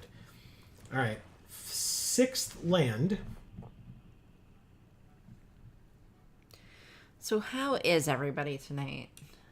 Means if I play this, I have another lizard, so I steal their flyer, swing with both, give the +1 here, and they take 5 and die. Wow. Thank you, Sir Fabulous. Holy shit, that was a cool game. Oh my god. Skin of your teeth. That's not skin of my teeth, that was an 18. Oh. I thought you were at 8. No, I destroyed this poor person. Destroyed Good. them. Like, literally everything they did was for naught. They stole my arguably my best creature. And I still was able to come back, steal their thing, kill them for exactsies. And by the way, we're at 18. Come on. Because of this. We lost 2 life when I played my own card draw spell. Wow. Okay. So, yeah, no, we destroyed them. Very nice. Yeah. They were short on mana for a little while. Thank you, thank you. They did play the Coyote, but we had the removal for it instantly. We had the pump spell or the combat trick to deal with this thing. We had a lot going on. Nice. So, yeah, that's like the deck performing optimally, I feel like. Yeah, good. All right. I just was, paying attention to chat too Yeah. much, I guess. Hey, man, that's what we're here to do, those specific separate things. And, sometimes we drift over into the opposite, but not all the time. So, Mr. Joker XD. Oh. Makes sense. Or just a laughing face. Right, because they're the Joker. Yeah. This hand is great. I'll keep it. Corey says, good game. Thank you very much. Ooh, they're fast. Okay, well, let's see if they follow it up or if they just hit us for 2. They just hit us for 2. You got it. Okay, just a lot of land, huh? Okay. It's a good one. Wow. Okay, deck. All right. Well, at least now you can play one of these 3-drops. Oh, I will. It's a 3/3 menace, and whenever I expend 4, I can discard a card to draw 2 cards. Nice. As long as this lives, which I imagine it won't. Because I dared to play a rare. So we'll see. That's a good one. It's fine. Again. Dare to play a rare. Thank you. I thought you meant the card was a good one. No. It's fine. Dare to play a rare. I take 6 and go to 11. No, thank you. I don't like that. Okay. We've drawn almost nothing but land. Almost. In fact, maybe entirely nothing but land, but it's fine. Let's play this. Speaking of all that land, we have expended 4. Let's take the action. Oh, it was discard your hand to draw 2 cards. I thought it was discard a card to draw 2 cards. Well, that's actually very funny. Because we discarded 3 land, a card draw spell, and a creature, and we drew a thing that could let us return creatures from our graveyard. So sure, let's attack for 3 menace. They go to 14, we're at 11. They are only on 3 land. Now they've played their 4th. So they're tied with us now for land.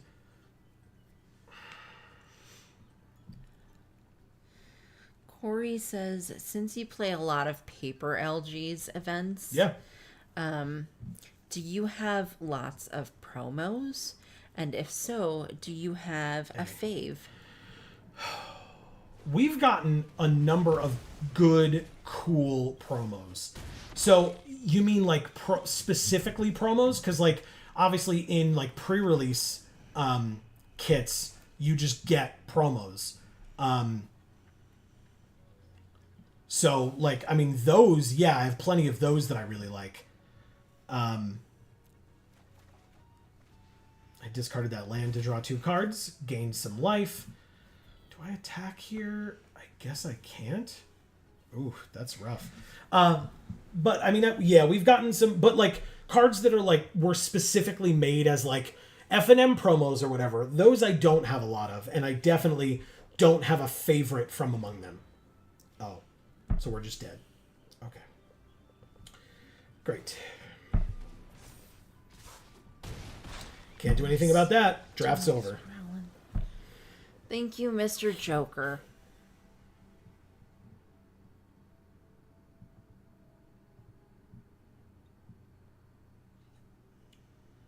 Okay. Yeah, that's the end of this deck. We went 3 and 3. This deck was better than 3 and 3, but you know, sometimes BS happens. That's fine. We still got 1,000 gems. Okay. We're net minus 400 on the day of gems, which is a little annoying. Let's open 10 packs of Bloomburrow.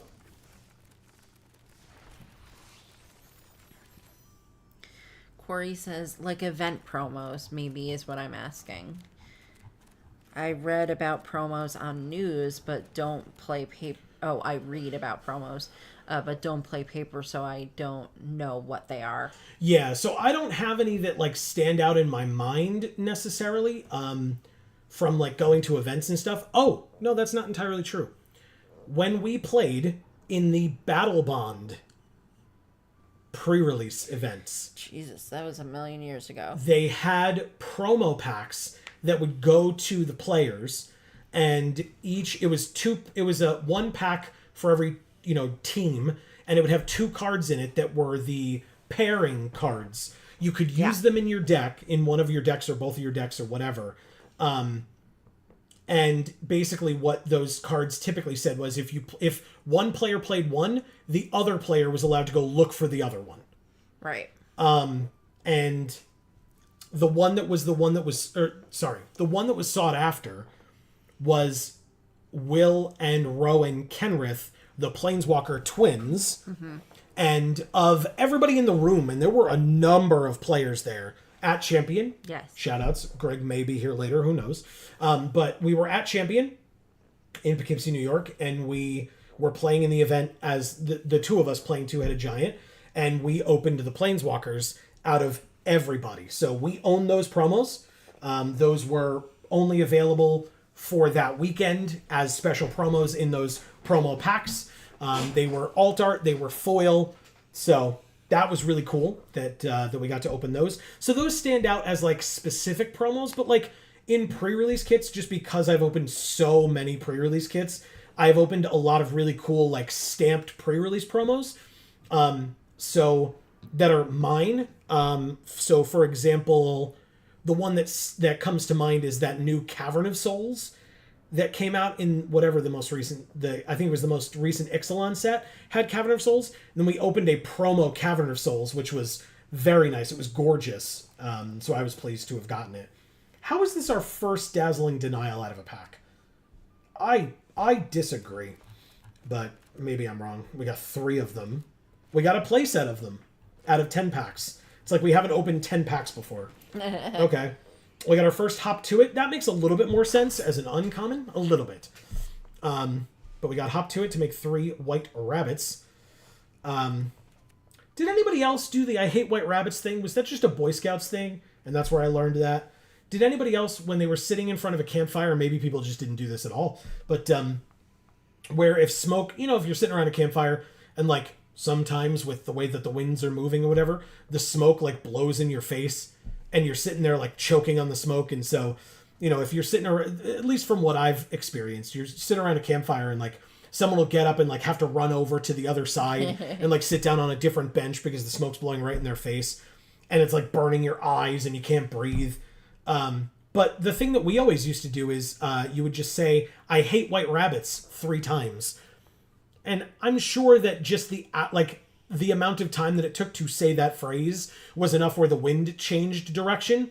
But it seemed to be that saying that phrase is what moved the smoke out of your face. So sure, that's what we always used to say. It wasn't just it took you a second to be distracted by something else. Mm-hmm. That's exactly what I'm saying. You say that, and it's enough time for the wind to change direction, and then the smoke's not in your face anymore.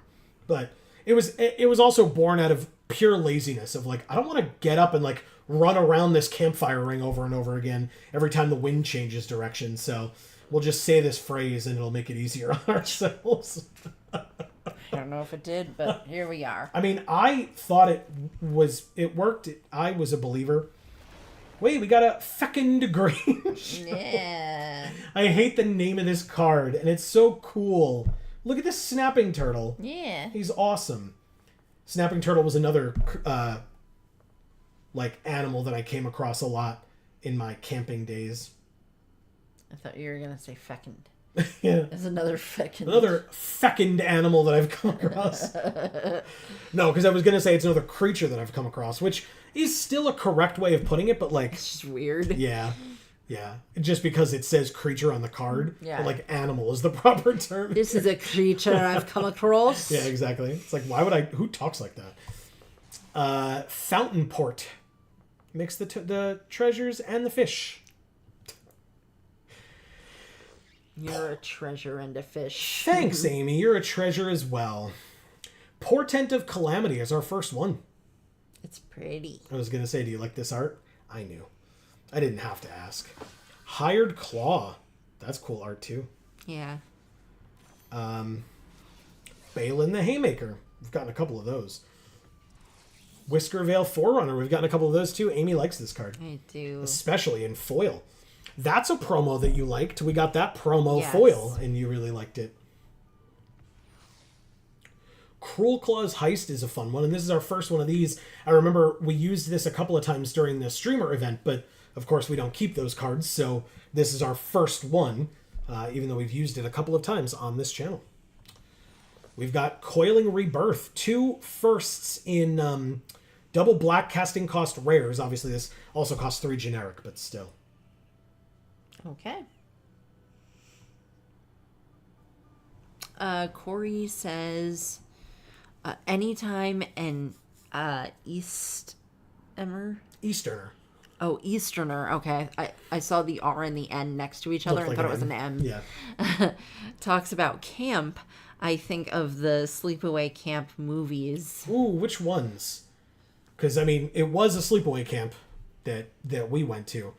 But I was going to say that because we both went. Nice. I went a lot more than Amy did, but we both were there for many years. We have 2 mythics tonight. Okay. One of them is a wild card.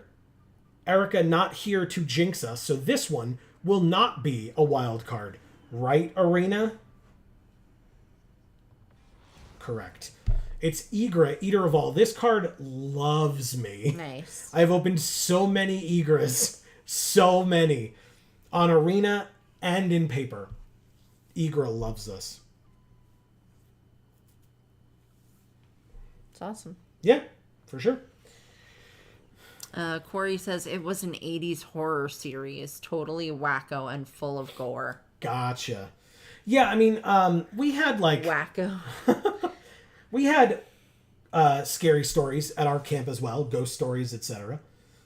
One of our close friends is very good at telling it, and I don't think you have either. We have not sat and listened to him tell that full story ever, but I would love to someday. I've heard it in bits and pieces, but he is a good storyteller, so he is able to sit and again around a campfire with the campers there and tell a good story of it, like make it an evening, you know, have some s'mores and a campfire and all that fun stuff. Yeah. But you know and we had like, you know, it was not a horror scenario. We had injuries at camp, but it was never egregious like that. Whenever you attack with one or more lizards, this deals 1 damage to target opponent. Tap 2, put a +1/+1 counter on it. Activate only if an opponent lost life this turn and only once each turn. It's not bad. It would be basically the same deck that we just played. Or we could take a Flying Double Strike Vigilance for 3, but it's a bird, and so we'd be playing a bird deck, Amy. It's a pretty card. So you want me to play it? Yeah. Okay. We're doing it. Or we're going to try to. I mean, obviously, you know, if something insane comes out, like a Gossip's Talent or something. Is that insane? It's not bad. I love his chair. His awesome armchair. There's Persistent Marsh Stalker as a Rat Berserker. There's Rabid Gnaw, which we saw before. There's Stocking the Pantry.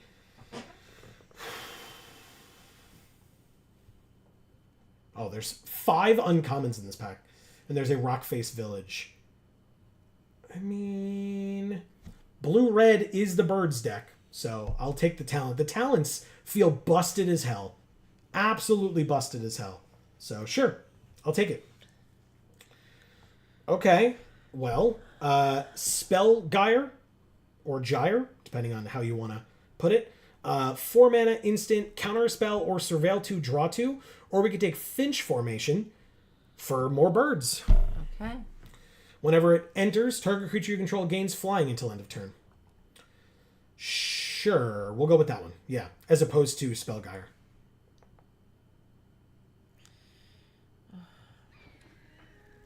Corey says Argyle, New York, primarily at the former Camp Algonquin, which is now near Summit Lake. Are you saying that's where those movies were set?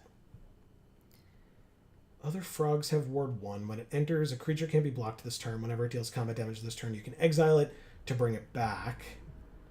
This says, look at the top 6, reveal a bat, bird, mouse, or rabbit, put it into your hand and the rest on the bottom, or this rabbit cleric, or draw 2 cards. He says, yeah. Okay, cool. I've, like I said, I've never heard of them, and the fact that it's set in New York is actually really cool. Yeah.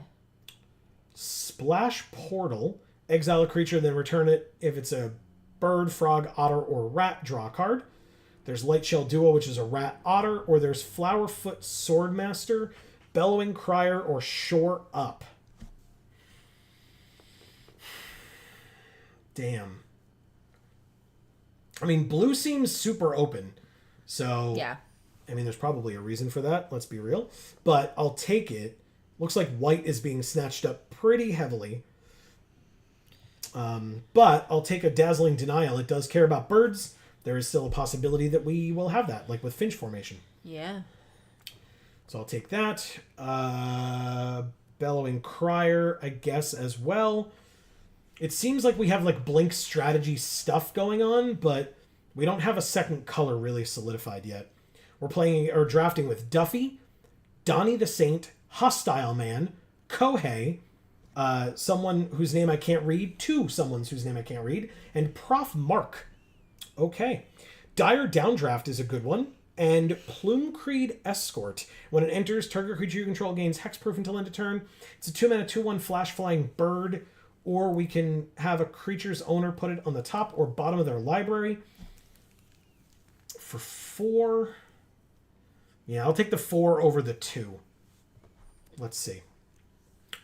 Amy, look. It's your favorite. It's getting eaten. You like this guy. Yeah. If we promise the gift, it's just counter target spell for 2 mana, 2 blue mana. So I'll take that. We're mono blue right now.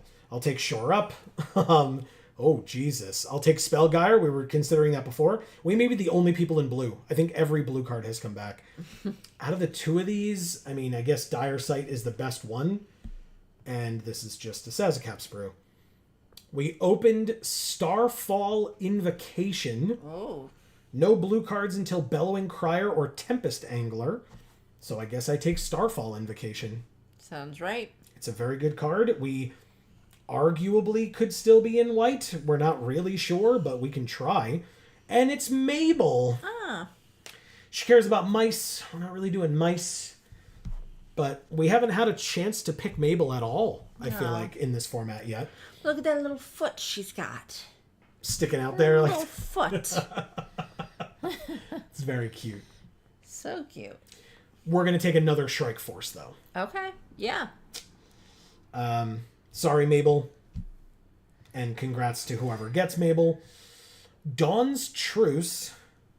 Daring Wave Rider. Can cast an instant or a sorcery with mana value 4 or less from your graveyard without paying its mana cost. If it would be exile or put in the graveyard, exile it instead. We have 8 non-creature spells. It's a 6 mana 4/4 though.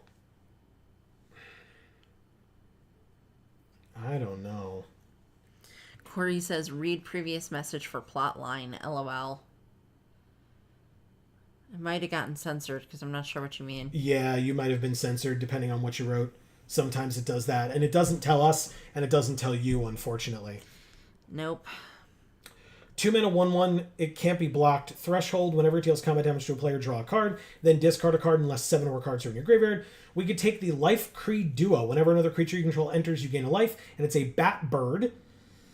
Don't really know how this deck wins. Maybe I take the Sonar Strike for some removal. There's another Finch formation, of course, but maybe we'll see more of those, hopefully. But I'll take the removal. That's an important one. Oh, Jesus. Drift, Gloom, Coyote, or Star Charter. It's going to be the Coyote, for sure.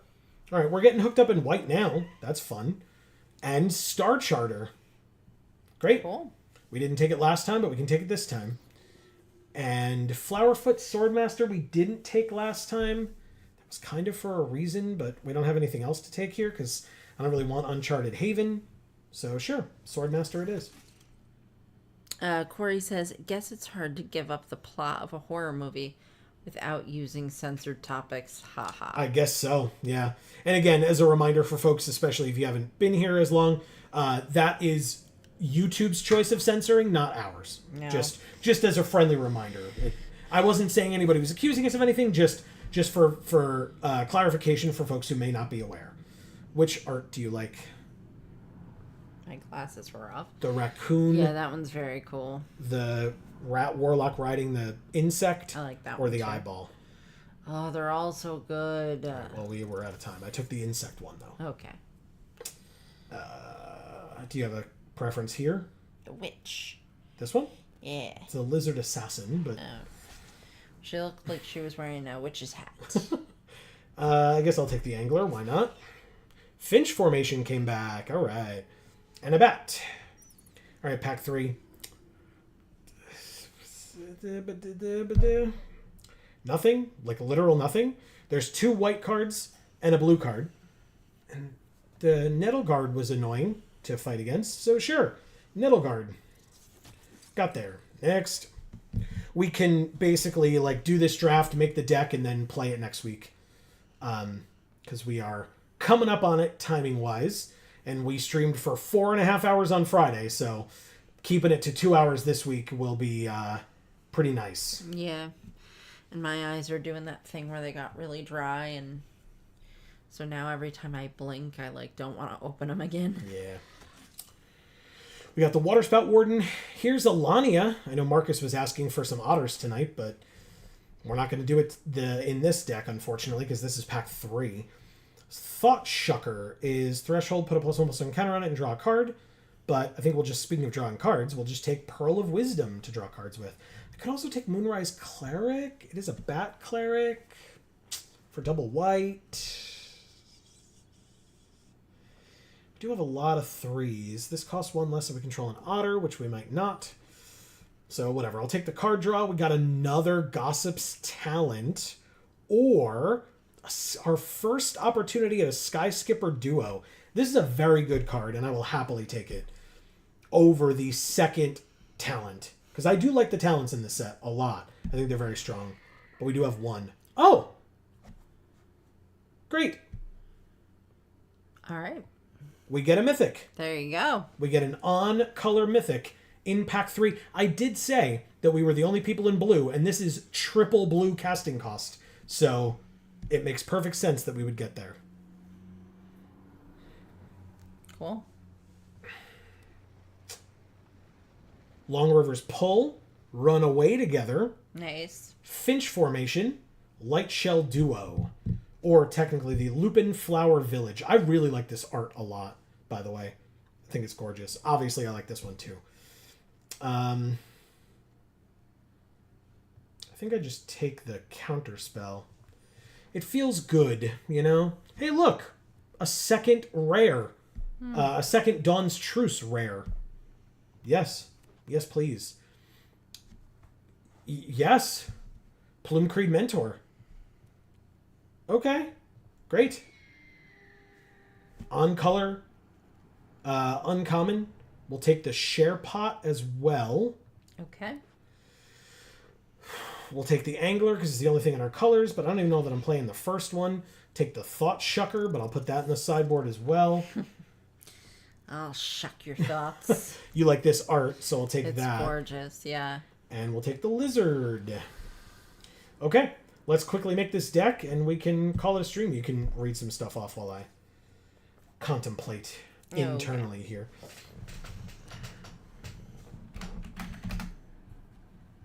So, did we figure out what this previous message was, Corey? No, that's why he said it's hard to give the plot of a horror movie without... He's just not... I don't blame him for not bothering. Okay. Like, some people are willing to jump through hoops for it, but I don't blame folks who aren't. Yeah. Again, it's not within our control what gets censored. It just gets censored. And we are sorry, but... And we're not even made privy to it. It really pisses me off, to be perfectly honest. Yeah, well, especially because some of the things that they censor might be a little sus at times. Yeah. Super sus. Yeah. I don't even say sus, and I'm saying it's super sus. Yeah, I think we get rid of this. We don't need it, even though it's 1 mana. Excuse me, my goodness. Short up, Splash Portal. Sorry, I'm supposed to be reading quietly to myself while you read. It's fine. Corey says, was going to say Amy is nodding with like a face that's like looking down with little things coming off. Yeah, because it's the movement lines of, you know. Yeah, no, my eyes just get very dry, so sometimes it makes it tough to keep reading or watching the screens, and I just have to like reset them. Yeah, I'm wearing the gunner glasses for that very reason. I mean, I'm in front of a computer a lot all day long, so. But Amy is also in front of a computer a lot, so. Yeah. And or her phone, but like in front of blue light producing things, so. Yeah, I mean, honestly, that doesn't really make that much of a difference for it. It's just, you know, autoimmune problems. Yay! Corey says, I'm getting there too. Ha. It is late. I totally get it. Thanks everybody for hanging out for as long as you have. I probably get rid of you, right? Yeah, nobody cares about you. Night Whirl Hermit.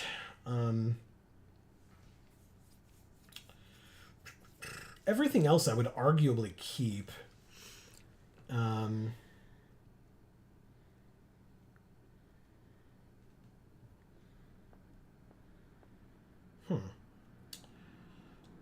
What does Star Charter do? At the beginning of your end step, if you gained or lost life, look at the top 4. You may reveal a creature with power 3 or less. Put it into your hand and the rest on the bottom. I mean, I guess that's not bad. It's not amazing, but it is a 3-powered flyer. They're beautiful. I love them. Good, I'm glad. Damn, I need like 2 more cuts. I'm kind of debating this spell gyre here, I won't lie. It feels a little expensive, plus we have 1, 2, 3 other counterspells at 2 mana, let alone that one at 4, although of course it's also card draw, but then we have this one at 3 or 2. How many... Oh, we do have some frogs, right? Or is that the frog only was other? Badass. You like him? Oh no, this one? You like him? He's got a knife in his mouth. Yeah, he's gives your other frogs ward 1. He's like, don't fuck with me, man. It's my pond. But yeah, I've got Bellowing Crier here. Skyskipper Duo is a frog bird, or bird frog.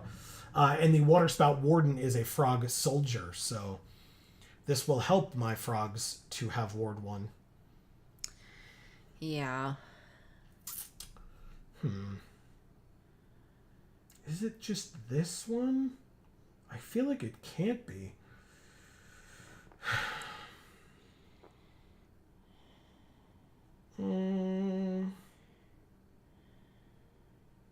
Sure. We'll go with that. That's our 41. Which means that... Oh, hold, Amy. Yeah. What's our deck box? The Pretty Land? Yeah. Okay. Then that is it. This is the deck for next week. We will start off next week's Magic Monday stream promptly at 8 p.m. Eastern Time, right here on this channel, Geek for All. And we would love to have you join us. And we will be playing this deck at the start. And then depending on how well it does, presumably we will just jump right back into another one as we did tonight. We can open some packs as well. Whatever comes up is what we will be doing. It will almost certainly not be Alchemy, especially one, because Alchemy's going away, but even if it wasn't. Because we didn't do it tonight. No reason why it's going away. Exactly. So, but hey, I really hope everybody enjoyed tonight's stream. I actually enjoyed it as well. There were a couple of moments of like, what the hell is happening here? How am I supposed to win this game? But it was all fun nonetheless, especially because we had so many awesome people with us in chat tonight. And that means, Amy, you have some work to do. I do. Corey, thank you so much for being here and being so active in chat tonight. Yeah, really nice to have you keeping us company. Yeah, and I'm sorry about your horse. Me too. And I'm happy about your kittens. Congratulations. Yeah. Go to Lope, thank you so much for being here. It really means a lot that you kind of fit us in, even though you're not really a Magic player. You just kind of... Anymore. Oh, you did used to play Magic? If I remember correctly. Oh. What sets did you used to play, Godalope? What sets were you around for? I'm sure you've told us this, but if Joe's remembering, but I just don't remember, so please refresh me. Jay Anna was here, being her awesome self, as always. Literally, as always. We'll skip this one. Yeah. Marcus is here being awesome as always. That's right. C. Holland as well. We always appreciate how dedicated you guys are to being here. It really means a lot. For sure. Same goes for Erica, of course. We love you. Yes. And hopefully, Erica, it has cooled down towards the end of your day. I know for a fact I'm looking forward to when we end the stream. I'm not looking forward to ending the stream necessarily, but I'm looking forward to when we end the stream being able to turn our air conditioning back on so that we can be cooled down as well. And it's not as hot here as it was there, as you mentioned. Yes. So good luck. Stay cool as best you can. But yeah, I think that was everybody. Yeah. So, folks, if you are unaware of how things work around here, first of all, thank you to each and every one of you for watching us tonight and spending any and all time with us that you did. If you did not hear your name just mentioned, but you were watching us, it doesn't mean we didn't appreciate you. We just didn't see you in chat, which is where we look to give those shout outs here at the end. Obviously, all you got to do in the future, pop in the chat, say hey, you'll get that shout out here at the end. Of course, we'd love for you to stick around and chat further, but if you're not able to do so, or you're not comfortable doing so, no worries whatsoever. Godalope says, and I was here too, LOL. We mentioned you, Godalope. Yeah, I asked you what magic cards you were around for. Like, what sets did you play when you played Magic? Right. Am I remembering correctly? You played back in the day, right, Godalope? I believe that was correct. IE got history. Corey says, night chat, night geek for all. Have a great week, everyone. You too, Corey. Thank you so much. Yeah, I hope everybody has a good week. Maybe it's supposed to be I've got history. Yeah. Like the V was a space accidentally. Sure. Loved Black and Blue. Legends, Antiquities, like me. Oh my god. Legends and Antiquities are old sets. I was not around. I was not playing back in Legends and Antiquities days. It's hard. I mean, obviously they exist, right? Because time is what it is. But it's rare to find a player that's been playing longer than I have, or that played with older sets than I did. So that's awesome, Godalope. Yeah. And just so you know, antiques age beautifully. Okay? Amy loves antiques. I love antiques. Sold out shortly after Homelands. But I love Thalids and Thralls. LOL. Amy loves Thalids too. I do? I don't remember what Thalids are. They're the fungus creatures. Oh. So they're like what led to Saprolings, or like Thalids started making Saprolings after a while. Okay. So yeah, Amy loves Thalids. So what is Thralls? Thralls are like, I think they're closer to like imps. Oh, okay. Cool. I like it. Yeah, and Godalope, don't worry, most sold out after Homelands because Homelands was not a great set. People were not fans of Homelands, I'll tell you what. Not fans of Homelands. And I only know that because Homelands was that old of a set, and yet I was still able to buy a pack for like $3. Sealed. Because Homelands is not a good set. Yeah. I'm sure I overpaid paying $3. Oops. But yes, so for, like I said earlier, for folks who may have been unable or uninterested or not comfortable posting in chat, no worries. We give our blanket thank yous here at the end. So thank you all so much for spending any and all time with us tonight that you did. Godalope says, I was here too. You said we have a bunch of cool people here. Me too. Ha ha ha. Gotcha. You are just as cool as everybody else, Godalope, and don't let anybody, including Amy, tell you otherwise. Yes. I would tell you you're cooler if you're an antique, because antiques are really cool. That's right. Like I said, Amy likes antiques. That's right. But Joe says you're not as cool as an antique. You're just average. I guess I asked for that.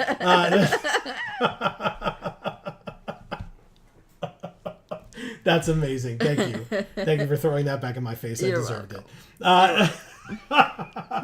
I thought so. Incredible. Oh, that's very good.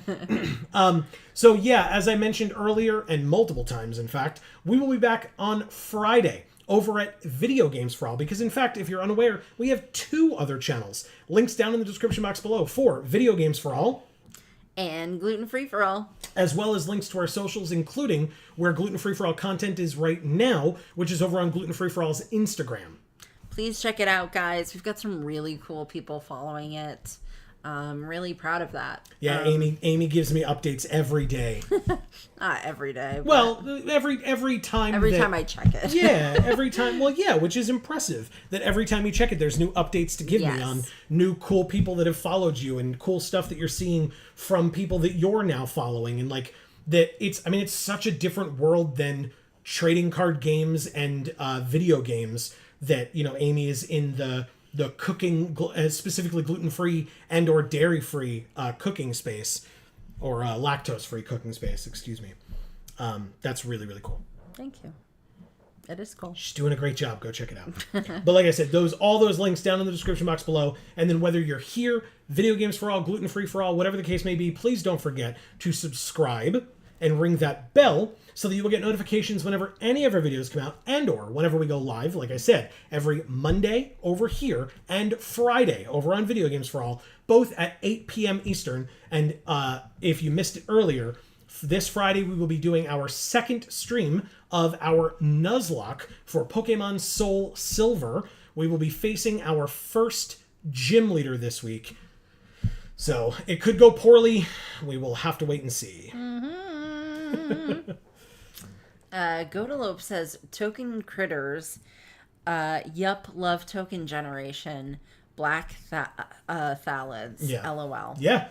Those were great decks back in the day. They really, really were. I remember playing with and or against thalids in the past. Cool. Yeah.